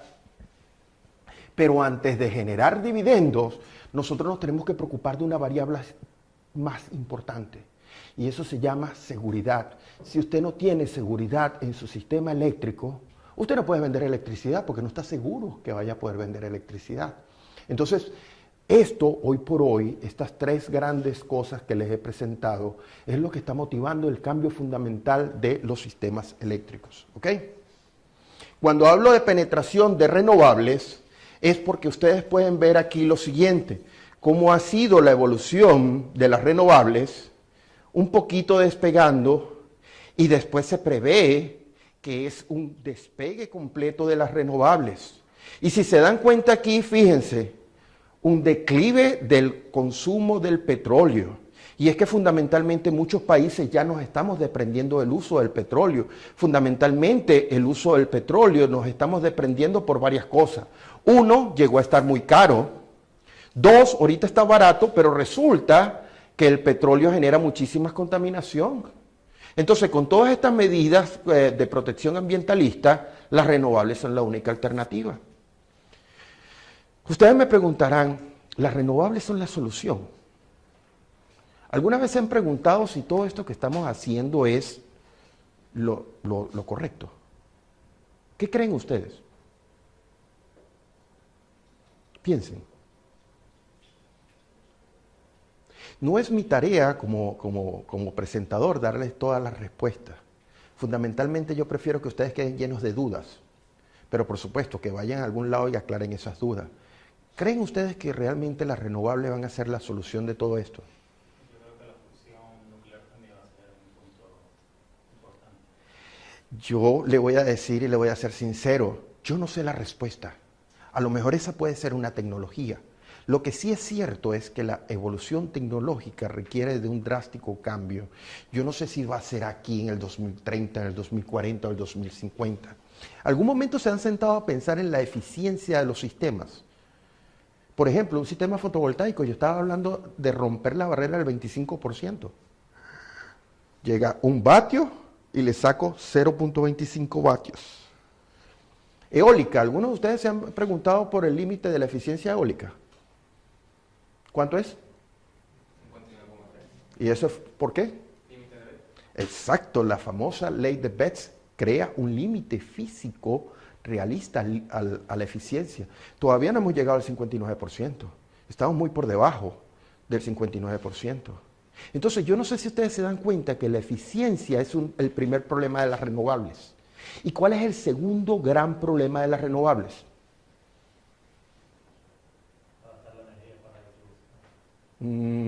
Siga pensando. ¿Algo más? La variabilidad es cierto, y ahora se habla de variabilidad. Unos años atrás hablamos de intermitencia. Y yo creo que de aquí a 10 años no vamos a olvidar de eso de variar y de intermitencia. ¿Usted dijo otra cosa? Dijo eso, yo pensé que había dicho otra cosa. ¿Cómo? ¿El espacio que ocupa? Sí, eso está relacionado con la eficiencia, ¿sí? ¿Alguien más? ¿Las damas? Ah, un caballero. Que no puedes poner renovable donde te dé la gana, tiene que haber un recurso. Eso también es cierto, los recursos renovables son muy caprichosos y ellos nada más se ubican en ciertas y determinadas localidades. Sí, pero supóngase que está dado el recurso. Piensen en otra limitante. No, sigan. Piensen. Yo les hago una pregunta. Ley de Betz, límite 59%. Y usted me diría, pero el viento es gratis, ¿cierto? El viento es gratis. Si yo tengo una planta térmica, necesito combustible. Combustible lo tengo que pagar. Pero ustedes alguna vez se han puesto a analizar una frase que se llama densidad energética. La densidad energética es, si usted agarra un cc de combustible fósil y lo quema, ¿cuánta energía produce? ¿Por qué las plantas nucleares nos encantan? Porque resulta que utiliza uranio. Y resulta que un uranio enriquecido se transforma en una fuente energética viento. La energía cinética del viento depende del cubo de la velocidad del viento. Sol, sí, tenemos muchísimo sol y nos manda energía, pero el problema es que necesita mucha superficie para tener algo con un 25% de eficiencia. El gran problema de las renovables es la densidad energética. Todavía es mucho más rentable quemar un cc de gasolina para mover un coche que utilizar un motor totalmente eléctrico. Entonces, eso es uno de los grandes problemas. Nosotros seguimos con las renovables. Y ustedes me dicen, bueno, Francisco, ¿y para qué estás tú hablando todo de esto? A mí no me digan Francisco, díganme profesor, preferiblemente. Lo que pasa es que se me pega. En el Reino Unido, cuando yo llegué, todo el mundo me decía Francisco y yo seguía de largo. Y es que nunca a mí en mi vida me habían llamado por el primer nombre. Nunca, nunca. Y bueno, cuando llego allá les gusta llamar por el primer nombre y bueno. Pero bueno, volviendo al caso de esto, ¿por qué yo digo que esto no es la solución? Porque resulta que la densidad energética de lo que estamos utilizando todavía no es comparable con el petróleo, no es comparable con el uranio. Usted habló de la fisión, porque si usted utiliza ese mecanismo, va a utilizar la gran densidad energética.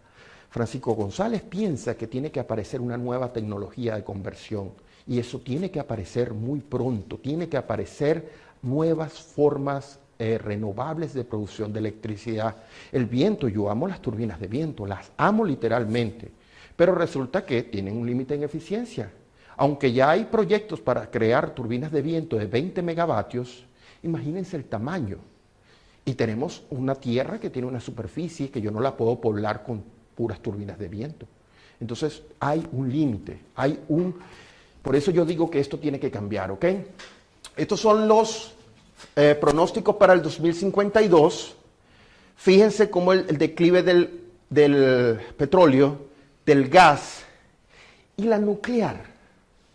La nuclear a futuro no se ve claramente si va a incrementarse, a mantenerse, puede disminuir. Hay varios escenarios.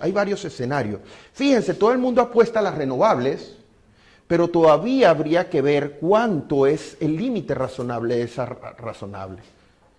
Fíjense, estos son unas cosas para mantenerlos despiertos. Esa es una foto del año 2000 de energías renovables en Alemania. No sé si ven unos puntitos rojos, verdes y amarillos. ¿Los rojos quién son? Wind Power. Bien. Amarillitos no hay casi. 2005. ¿Vieron la diferencia? Vamos para atrás. 2010. Ahora sí ven amarillo por aquí todo esto. Yo no sé si ustedes ven cómo Alemania, en tan solo algo así como 10 años, ha maximizado la penetración de energías renovables. Sin embargo, yo no sé si ustedes todos han conocido los problemas que esto ha generado. En Alemania ya hay muchísimos problemas por la energía fotovoltaica, que eso puede generar distorsiones del precio del mercado. Si usted es de las personas que le gusta estudiar los mercados, uno produce mucha electricidad en el día con la fotovoltaica, pero en la noche necesita electricidad. Entonces, si en el día no puedo vender, porque nadie la quiere, entonces en la noche cuando la vendo más cara. Entonces, no sé si ustedes empiezan a darse cuenta que las renovables, aunque lo estoy haciendo de una manera muy burda, pueden generar distorsiones dentro del mercado. Esto que está aquí es uno de los numeritos que a mí me gusta presentar. Este número no es el más actualizado. Esto fue en el año 2012 cuando perdí el tiempo haciendo ese mapa. Pero aquí tienen los objetivos para el 2030 en el Mar del Norte en cuanto a lo que es energía eólica. Yo no sé si ustedes se dan cuenta. ¿Ustedes ven estos grandes triángulos que están aquí en color de este ridículo, no sé, ¿cómo lo llamarían ustedes? ¿Rosado? Sí, se ve medio girly. Pero no sé si se dan cuenta que aquí hay 33, ojo, se ve muy femenino, eso no quiere decir que yo tenga algo en contra del rosado, ¿no? Sino que sí, hay gente que le gusta mucho el rosado, a mí no. Pero aquí, por ejemplo, tenemos 33 gigavatios. ¿Ustedes saben lo que son 33 gigavatios de energía eólica? Estamos hablando que cada uno de estos trozos que están aquí, Dogger Bank, Fort Thirst y todas las demás, estamos hablando que esos pedacitos pueden llegar a tener hasta 10 gigavatios. Y lo peor no fue eso. Lo peor fue que el año antes pasado, en una conferencia que se hizo en el Reino Unido, el secretario de Energía dijo, no, 33 es muy poquito, vamos para 39. 39 gigavatios de energía eólica viniendo del Mar del Norte. Fíjense, esto es, ¿cuál es este? Esta es la parte sur.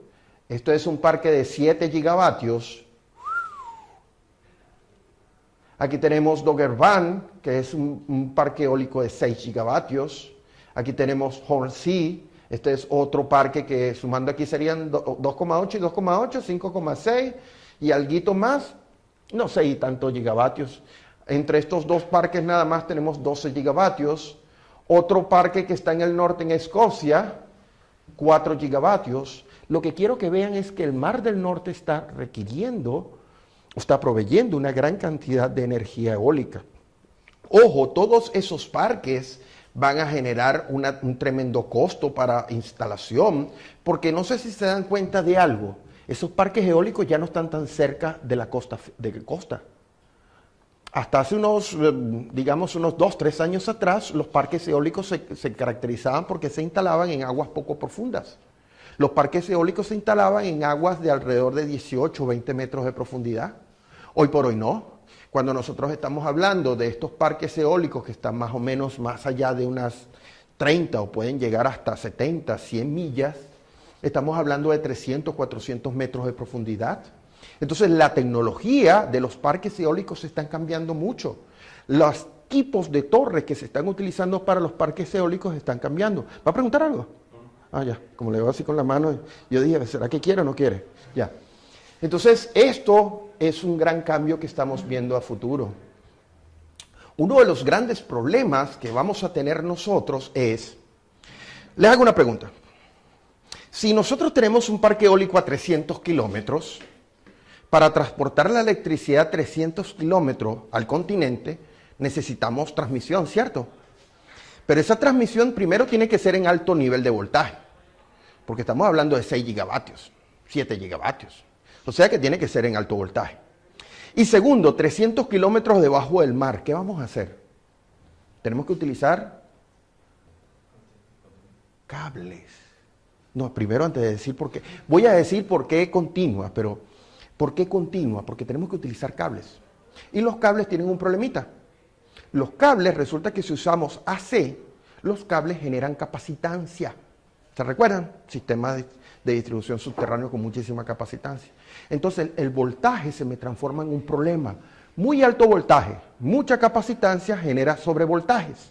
Entonces nosotros queremos utilizar cables para una distancia muy grande. ¿Cómo puedo yo desaparecer esa potencia reactiva de los cables? Continua.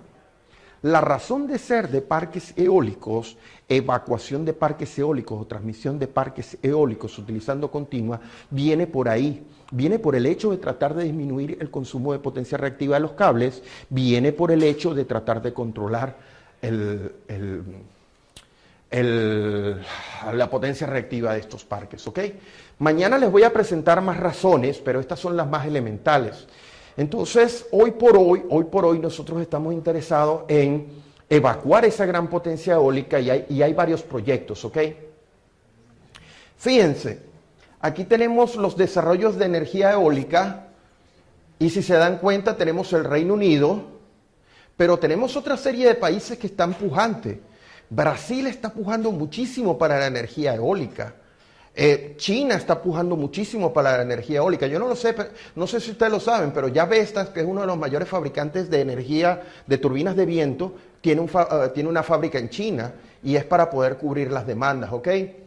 Yo no sé si ustedes saben de esto, pero cómo ha ido incrementándose el tamaño de las turbinas de viento. El tamaño de las turbinas de viento ha sido pasmoso el incremento que ha sido en los últimos años. Ya hoy por hoy turbinas de viento de 7 megavatios no es nada. 8 megavatios ya hay por ahí. Entonces realmente la energía eólica está creciendo y no sé si tienen tiempo, vean este proyecto. Este fue un proyecto de la Unión Europea por el famoso FP6 y ya se dijo 20 megavatios son posibles. De hecho hoy estábamos discutiendo unos proyectos de la Unión Europea y ya hay dinero, unos 15 o 20 millones de euros para desarrollar turbinas de 20 megavatios para hacer demostración. Entonces, Fíjense, ya las turbinas de viento pueden llegar a 20 megavatios. ¿Cuánto será el límite técnico? Wow, todavía no lo vislumbro. Pero yo no vislumbro una turbina de 100 megavatios. No me imagino el área de las palas. Perdón. Ok, y fíjense, ¿se recuerdan que les decía que 8 megavatios es normal? Si tienen en algún momento tiempo, aquí les coloqué los links para diferentes turbinas de viento disponibles. Ya la B164 de Vestas, no estoy haciendo propaganda comercial, yo no tengo ninguna relación comercial con ellos, pero Vestas tiene la B164 que son 8 megavatios. Y para mis estudios y para mis análisis del Mar del Norte, yo estoy utilizando 8 megavatios. Entonces, es una realidad de cómo la penetración de energía eólica está transformándose. Vamos a ver si aquí puedo poner un videíto. Si es que corre, no sé. Ah, pero no tiene sonido. Bueno, nos perdemos el sonido. Sí, suena feo.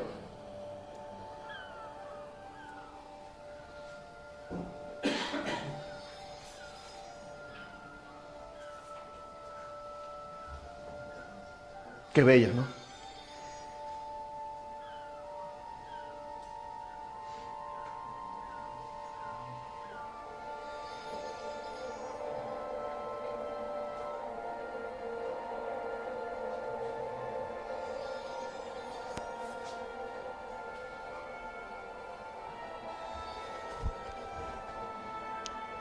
$21,000 metros cuadrados.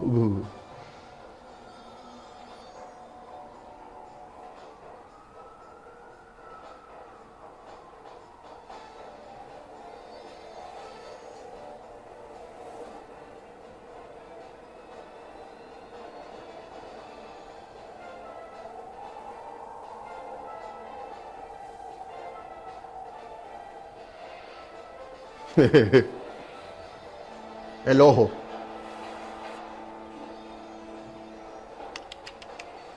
Ahí se ve mejor.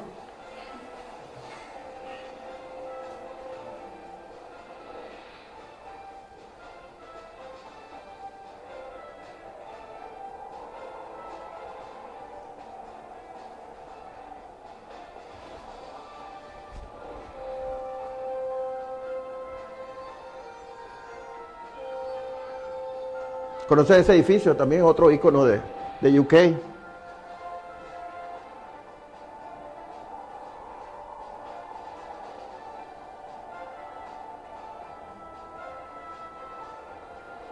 Ah, bueno, ese lo deben de conocer.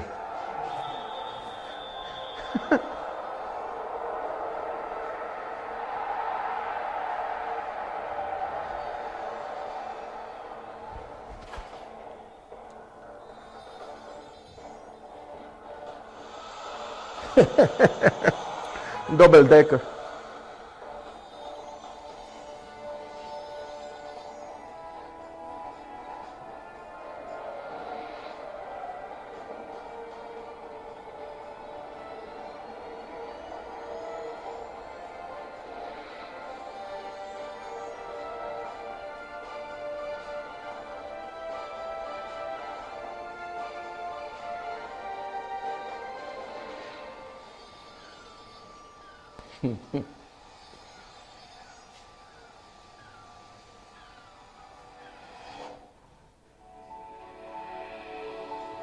Algunos de ustedes se preguntará por qué todo en Inglaterra. No sé si se dieron cuenta que todo en la propaganda tiene relación con Inglaterra.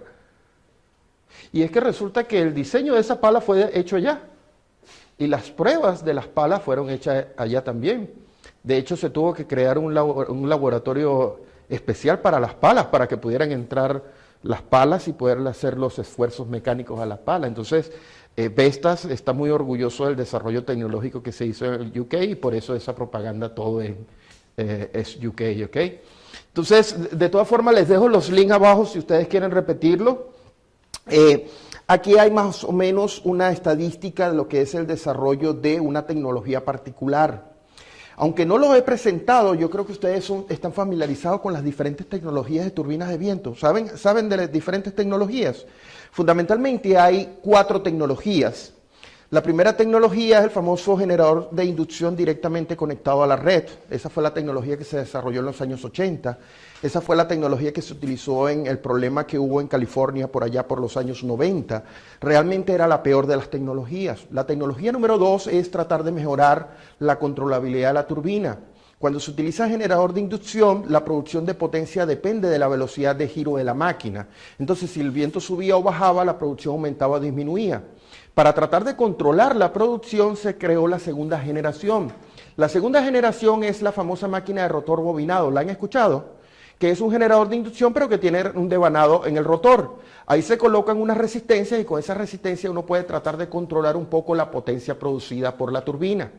La tercera generación fue que nos dimos cuenta, con resistencia podemos controlar algo pero todavía nos falta. Entonces es cuando se utiliza una cadena de rectificación e inversión y se inyectan corrientes al rotor de la máquina doblemente bobinada. Y por eso se llama máquina doblemente alimentada, porque ella recibe alimentación por el estator, pero al mismo tiempo por el rotor. Y la cuarta tecnología es un generador, pero donde tenemos rectificador y luego inversor y vamos a red, que esas son las famosas turbinas full converter. Estas turbinas yo se las voy a presentar, estas son las turbinas que yo más amo y es porque fundamentalmente esas turbinas pueden hacer el control que ustedes quieran. ¿Cuál es el gran problema? Se llaman full converter porque cuando usamos la tercera tecnología recibíamos alimentación por el estator y el rotor. La controlabilidad estaba alrededor del 40%. Eso quiere decir que si yo tengo una turbina de 1 megavatio, yo puedo controlar 400 kilovatios. ¿Me siguen? Eso significa que el convertidor tiene que tener una potencia relativamente baja. Cuando utilizamos el full converter, recibe el nombre de full converter porque toda la potencia generada por la turbina, 1 megavatio, tiene que pasar por la cadena de convertidora para llegar a la red. Entonces por eso recibe el nombre de full converter. Lo que quiero que vean es, miren cómo está evolucionando para parques esa gran cantidad de turbinas full converter. Y lo interesante es que estamos desplazando a la generación típicamente sincrónica. ¿Ok? Lo último que voy a presentar, espero para podernos tomar un café. ¿Ustedes no quieren café? Sí, ¿verdad? Hace falta. ¿Ustedes toman café aquí, verdad? Sí. No toman Red Bull ni nada de esas cosas que es cafeína sintética. No. Bueno, sigamos. El almacenamiento. Ha estado muy en moda el almacenamiento. Yo diría que en los últimos 3 o 5 años se ha puesto de moda todo el mundo recibiendo dinero para investigar en almacenamiento. ¿Y dónde viene todo esto? Todo esto viene de la mejora en la tecnología de las baterías. Pero fundamentalmente viene a resolver un gran problema. Y es el problema de la frecuencia en los sistemas eléctricos de potencia. Yo no sé si alguna vez han visto esta balancita que está aquí. Los sistemas eléctricos por muchos años han tenido un gran problema, y es que toda la energía que se genera tiene que ser consumida. ¿Se recuerdan que yo les dije que los sistemas eléctricos tenían un solo grado de libertad?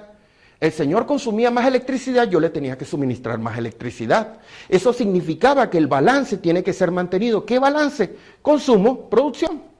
Entonces, este balance que está aquí, generación-demanda, tiene que ser mantenido. El problema es que si esto no se mantiene, ¿quién sufre la consecuencia? Cuando no se conserva ese equilibrio entre generación y demanda, la variable que sufre es la famosa frecuencia. Entonces, por muchos años, el problema es que la energía no podía ser almacenada. Entonces, más demanda significaba más generación. Si nosotros pudiéramos almacenar energía, que es lo que estamos tratando de hacer en los últimos 5 o 6 años, entonces nosotros podríamos compensar un gran problema y es la variabilidad de la generación. Entonces es donde empieza una serie de sistemas, los famosos sistemas de almacenamiento de electricidad. Los sistemas de almacenamiento de electricidad no son nuevos, mis estimados. Me permito decirle que ha habido sistemas de almacenamiento, los sistemas eléctricos de potencia casi desde la Segunda Guerra Mundial o antes de la Segunda Guerra Mundial. ¿Sí? Grandes sistemas de almacenamiento han estado instalados en los grandes sistemas eléctricos de potencia. No sé si han oído hablar de las famosas plantas de almacenamiento y bombeo. ¿Han oído hablar de eso? Sí, todo el mundo sabe lo que es generación hidroeléctrica. Hay una represa, Esa represa tiene agua contenida, ahí hay energía potencial. Si yo abro un hueco, sale el agua, esa agua sale con velocidad, energía cinética, ¿me siguen? Entonces lo que hacemos, instalamos una máquina hidráulica con unas características muy peculiares, que pueda girar en un sentido y que pueda girar en el otro sentido. Cuando gira en este sentido liberando agua se llama generador. Cuando gira en este sentido, entonces trae el agua y rellena el embalse y entonces es una bomba. Ese es uno de los primeros grandes problemas de las plantas de almacenamiento y bombeo, eficiencia. Porque resulta que como se tiene que utilizar la misma máquina hidráulica, la eficiencia de la máquina cambia cuando trabaja como generador a cuando trabaja como bomba. ¿Me siguen? Lo otro es que las plantas de almacenamiento y bombeo han sido diseñadas para hacer uso del mercado. Precios de electricidad barata, agarro la electricidad para almacenar. Precio de energía cara, la vendo y vacío el embalse. ¿Me siguen o no me siguen?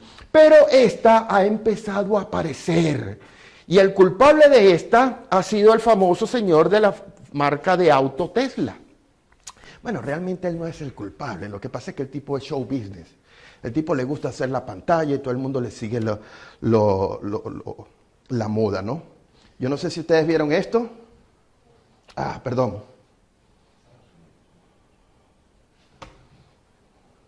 All of humanity just won a really important victory in our battle to lower the CO2 emissions that are causing climate change. Tesla CEO Elon Musk introduced the world's Powerwall, a wall-mounted battery for your house, which aims to accelerate our transition to clean solar and wind power. Before the Powerwall, there was no way to store the energy generated from the panels that capture sunlight on our roofs. So during the day, they could give you the power you need, but at night, you had to rely on the grid, which gets most of its electricity from coal, natural gas, and nuclear reactors. There had been some early home batteries out there, but nothing that was nearly this affordable. But Tesla, which has built thousands of large lithium-ion battery packs for its growing electric car business, was able to produce a similar battery for buildings at a scale that dropped the production costs dramatically. The lowest capacity model will cost just $3,000. 3,000. And this is the first generation of the product, before Tesla's even completed building its massive new Gigafactory, or any real competitors have entered the market. Events that will surely push the price down even further while increasing the energy storage capacity of the Powerwall. Here's how it works. When the sun is out, solar panels will power your house and charge the Powerwall at the same time. And when the sun goes down, this charged battery will kick in to meet most or all of your electricity needs until the sun comes back up again the next morning. This is game-changing. Game-changing. More will go completely off-grid. Every building, whether it's a home, office, business, warehouse, factory, they can all install solar panels and some power walls and instantly see their fossil fuel-generated electricity drop. Not every building will be able to go completely solar-powered, but most will be pretty close, especially as our appliances and other electronics become more and more energy efficient. And it gets even better. The Powerwall will be connected to the internet and the rest of the energy grid. Here in Southern California and most other heavily populated places around the country, the energy company charges us a lot more when we use electricity during peak time. That's in the afternoon and early evenings when the temperatures are warmest and most of us are home and still awake. The Tesla battery is smart and knows when electricity is cheapest, so that's when it will draw power from the grid to charge itself. And then during peak time when you need electricity, the battery will power the house. This is going to lower everyone's energy bills, and sometimes you'll even be able to sell back unused power to the utility company during peak time, even make a profit. It's basically going to make each individual building its own power station.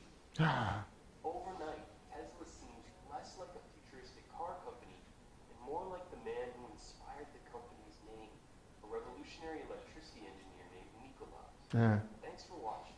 If you like this video, help the conversation spread. No, I don't like it. Thumbs up button. For two. Yo no sé si ustedes se dieron cuenta de varios comentarios que hizo ahí. Uno, $3,000 por batería. No es como que muy barato, ¿no? Segundo, no sé si se dieron cuenta que el tipo es productor de carros eléctricos. Y entonces ahora el hombre está haciendo baterías. Ojo, ofrece la batería, hace el show business, todavía la planta no está hecha. Es decir, que todavía no están vendiendo la batería Tesla. Entonces, yo no sé si ustedes se dan cuenta de que para mí ellos lo dicen ahí, que él no se parece a este.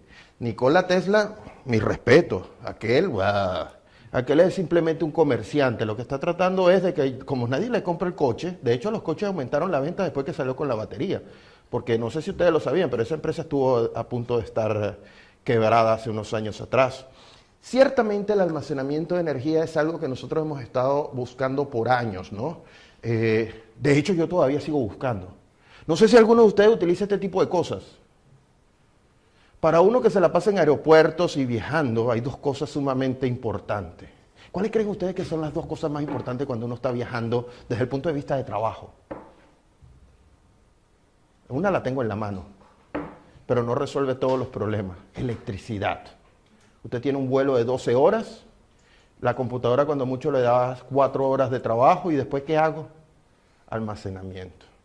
Y la segunda, Internet. Ciertamente nadie se da cuenta que uno no tiene Internet hasta que está montado en un avión. Los americanos ya venden Internet, a Dios gracias, pero no, si está montado sobre el Atlántico no tiene Internet. Ahí hay una oportunidad de negocio. Cómo generar internet portátil que usted pueda tener, no sé, una cosa así semejante y todo lo demás. Sin embargo, voy a regresar a las baterías. ¿Qué tiene de problema las baterías todavía? ¿Cuál creen ustedes que es el mayor problema que todavía tienen las baterías, que Tesla cree que va a resolver el problema? Autonomía. ¿Qué significa autonomía? Capacidad de almacenamiento de energía. La capacidad de almacenamiento de energía, la energía se mide en ampere hora.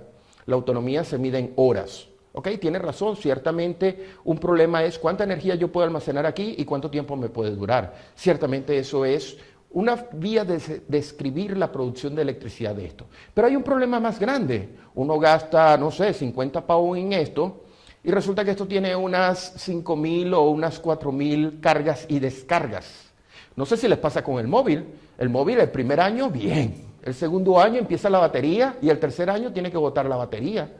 Porque resulta que las baterías son procesos electroquímicos. Usted cuando la carga y la descarga está cambiando ese proceso electroquímico y está dañando, está matando la batería. Entonces, fundamentalmente le ofrece a usted $3.000 una batería, ciertamente. ¿Cuántos ciclos de carga y descarga? No ha dicho nada de eso. Entonces, yo lo que... Dígalo. De hecho, dan poquísima información en su web de la batería. No dan nada.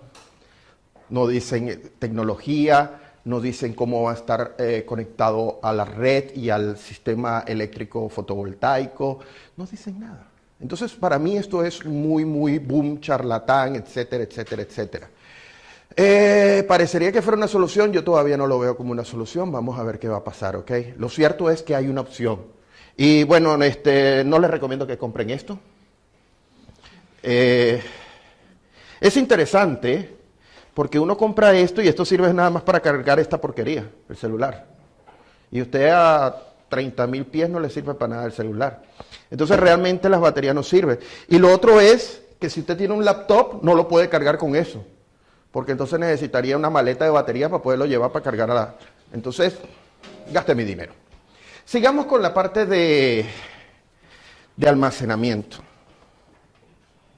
Yo no sé si ustedes lo saben, es interesante, yo creo que vine la vez pasada en el 2013 y hablé algo de almacenamiento y comparé los números del 2013 con los números del 2015. Yo no sé si ustedes conocen esa página web. Si ustedes tienen tiempo y son curiosos, pueden meterse en esa página web. Aquí al final aparece el link. Cuando descarguen las presentaciones, todos los links van a estar habilitados para que ustedes le den y persigan el link. Esta es la base de datos del Departamento de Energía de los Estados Unidos. Miren la comparación de proyectos entre 2013 y 2015. 471 proyectos en el año 2013. Y miren los proyectos del 2015. 3 veces. Un poquito más de 3 veces, ¿cierto? Y miren la capacidad instalada. Yo mismo me asombré. ¿Ustedes saben cuántos gigavatios es eso? ¡Wow! Pero lo interesante es, fíjense cómo ha ido creciendo esto. 2007, 2006, 2015. Fíjense, ya nosotros teníamos almacenamiento. 1978 teníamos almacenamiento. Porque sí ha habido almacenamiento, pero no es el almacenamiento tradicional de baterías que nosotros pensamos, es las plantas de almacenamiento y bombeo. Interesante, los 10 países con mayor capacidad instalada, ¿ustedes sabían esto? Vean los números, a ver si ven algo que les interese. 10 países con mayor capacidad instalada. ¿Quién es este? Oh, estoy de visita. España. ¿Sabían ustedes eso? Yo no lo sabía. Yo me enteré cuando me venía antes de venirme en el avión. Y fíjense la capacidad que tienen instalada. Esto es bestial. Fíjense, esto es una visión de todos los proyectos. Miren dónde están localizados gran proporción de los proyectos. Miren aquí. Yo tuve la oportunidad en el desierto de Atacama, bueno, un poquito más acá del desierto de Atacama. ¿Conocen Chile? Chile es un país muy famoso por cobre y ahora recientemente por litio para las baterías. Entonces ellos tienen una industria minera sumamente grande en lo que es la parte norte de Chile. Y resulta que ese sistema eléctrico es bien particular. En el sistema eléctrico de Chile está dividido en dos componentes. Una parte norte, que es el sistema netamente minero, plana la demanda, y en la parte sur, que es la parte central donde está Santiago y toda la capital y todos los demás consumos. Entonces aquí hay instalado una serie de bancos de baterías para el proceso productivo del cobre. Yo me quedé muy sorprendido de esto. Lo otro es, fíjense aquí, miren donde hay proyectos en Europa. Ustedes aparecen por allá y aparecen los amigos míos, mis coterráneos. España. ¿Sabían ustedes de esta planta? ¿Qué nombrecito? La Muela. ¿La Muela? La Muela. Es una plantita y miren la potencia instalada allá. Estamos hablando de una planta bastante grande de almacenamiento y bombeo. Fíjense, son 2.000 megavatios. Y tiene una capacidad de generación de alrededor de 5.000 gigavatios hora. Interesante. Y yo no sé si ustedes han visto aquí, 38 proyectos tienen ustedes y cómo han ido cambiando sobre el tiempo. Y el caso del Reino Unido. El caso del Reino Unido, nosotros somos bien interesantes. Nosotros estamos gastando mucho dinero en instalaciones de baterías aquí en el centro, pero son demostraciones. Cuando ustedes se metan en la página web, a cada uno de estos cositos le van a poder dar un clic y van a ver cuál es el tipo de proyecto, cuáles son las características, instalado, funcionamiento. Pero fíjense, nosotros hemos tenido también almacenamiento de hace unos años atrás. Fíjense, aquí tenemos esta planta de almacenamiento y bombeo y por ahí debería estar el año. Esa planta es bien, pero bien vieja. ¿Ok? Estos son los proyectos más nuevos. Aquí tenemos una planta de almacenamiento de ion litio. Son baterías y tenemos alrededor de unos 6 megavatios y esos 6 megavatios tenemos 1 hora 40 minutos. Esto fundamentalmente se ha instalado en lo que es la parte norte del Reino Unido. Yo no sé si ustedes... Esta parte que está aquí, que es Escocia, es una isla. Entonces en esa isla nosotros tenemos muchos problemas porque no hay conexión directa, o bueno, no había conexión directa con estas islas. Entonces aquí, para mantener el balance de generación-demanda, tuvimos que instalar algunas baterías, ¿ok? Fíjense, en el caso del Reino Unido, ya hay unos escenarios que dicen entre 1 gigavatio y 29 gigavatios para instalación de sistemas de almacenamiento. Entonces, bueno, quiero que se lleven en mente que almacenamiento es algo que viene en camino y que fundamentalmente dependiendo de la tecnología está el problema económico. Todavía estas baterías tienen el problema de la batería es que es un proceso electroquímico y el problema de la batería como proceso electroquímico es que estamos matando la batería cada vez que la cargamos y la descargamos. Y lo otro es que las baterías son sumamente caprichosas, con temperatura. Yo no sé si ustedes se han ido a tomar fotos a un país que sea muy frío y las baterías se descargan rapidísimo. O yo no sé si ustedes se han dado cuenta que si se pegan 2 horas a hablar por teléfono, la batería se pone muy caliente. Es decir, cuando estamos cargando o descargando las baterías, siempre se produce un proceso químico que genera exotermia, que genera aumento de temperatura, cambio de temperatura.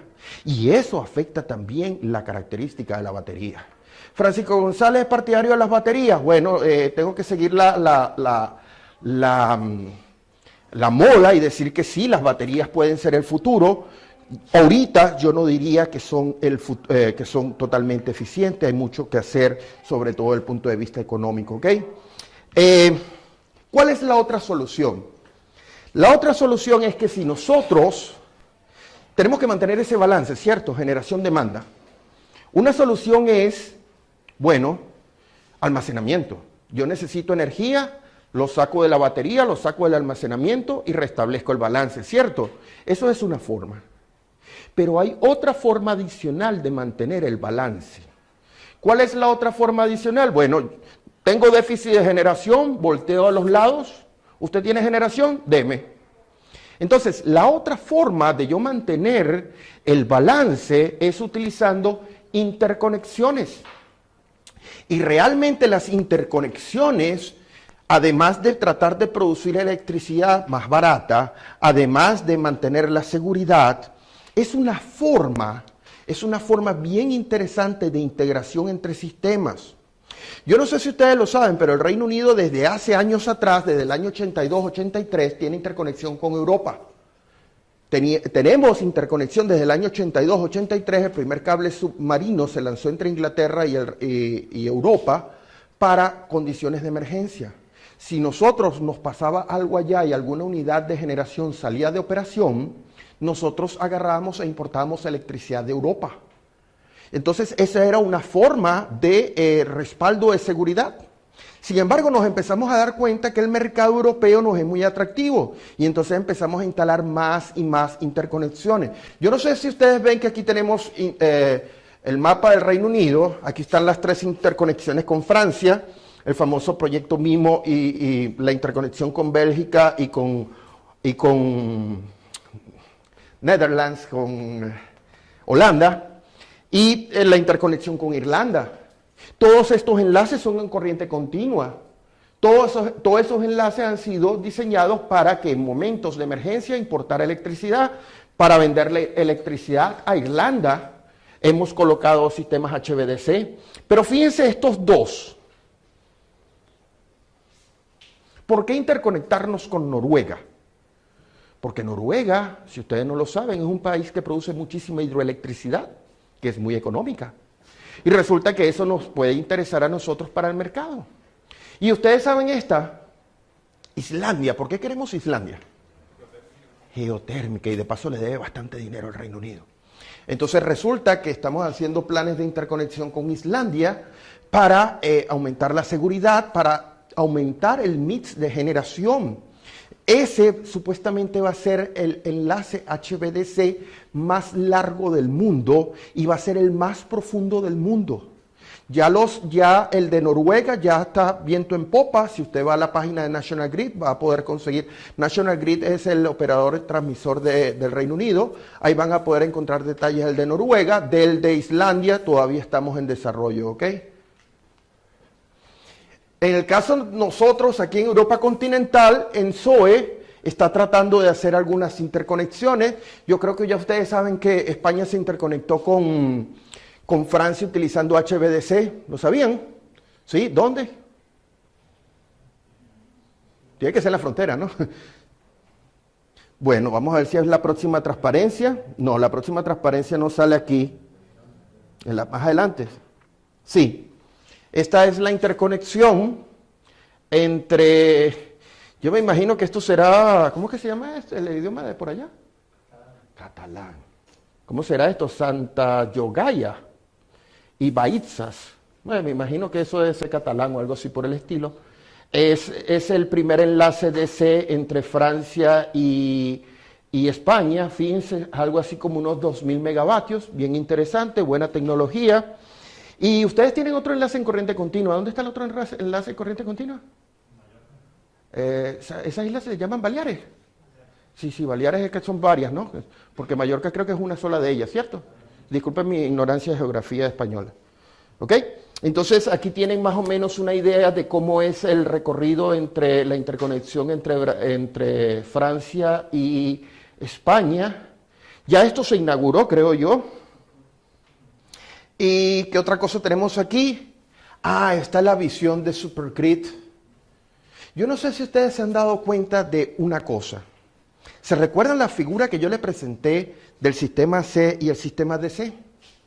El sistema AC y el sistema DC no se las han llevado todavía muy bien de la mano.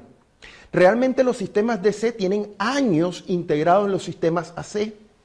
El primer sistema DC integrado, creo que fue en el año 1930 y algo, no me recuerdo. Mañana les digo cuando vea ahí la presentación, les recuerdo el año.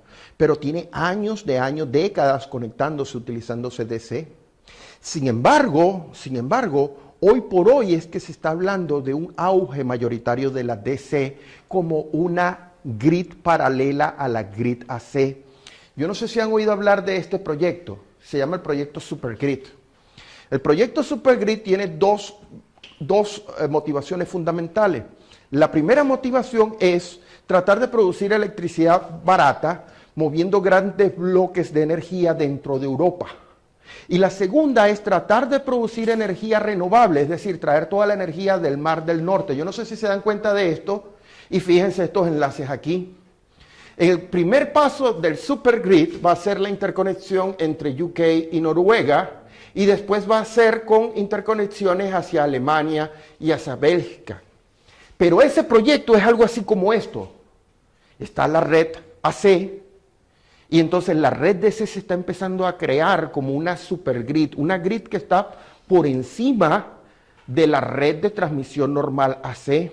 Estos voltajes pueden ser entre 350 y 500 kV, pero en DC. Yo no sé si se dan cuenta que son como dos estructuras separadas. A estos momentos uno está pensando en la HVDC como una estructura separada. Mañana se van a dar cuenta que en la medida que yo empiece a integrar esas dos estructuras, se van a empezar a aprovechar las ventajas de la operación y control del sistema DC. Y entonces la planificación del sistema híbrido AC-DC se transforma en un gran reto. Yo no sé si han oído hablar de este otro gran proyecto. Este es otro gran proyecto que es una infraestructura gigante. ¿Han oído hablar de Desertec? Desertec es una iniciativa europea y que fundamentalmente lo que busca es hacer uso de los territorios en la parte norte de África. Ellos tienen mucho terreno, ellos tienen bastante sol y nosotros dinero. Entonces lo que hacemos es le pagamos, montamos aquí los paneles fotovoltaicos, las plantas solares, etcétera, y entonces importamos la electricidad a Europa. Es decir, algo así como la crisis migratoria, pero que nos manden electricidad. Entonces, este es el proyecto Desertec, sin embargo, este proyecto se detuvo. Adivinen por qué. Problemas geopolíticos de la zona.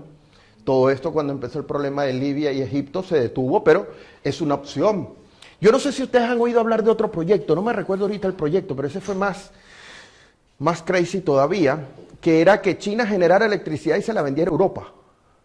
El año pasado, en el 2014, en uno de los eventos del SIGRE, un amigo de la empresa china de transmisión presentó un proyecto para utilizar todo lo que es el desierto de Gobi en China, en todo lo que es el Asia Central, a instalar generación solar hasta que se acabe el terreno, y entonces traer HVDC paseando por Rusia y pasando por todos esos países y llegar a vender la electricidad a Europa.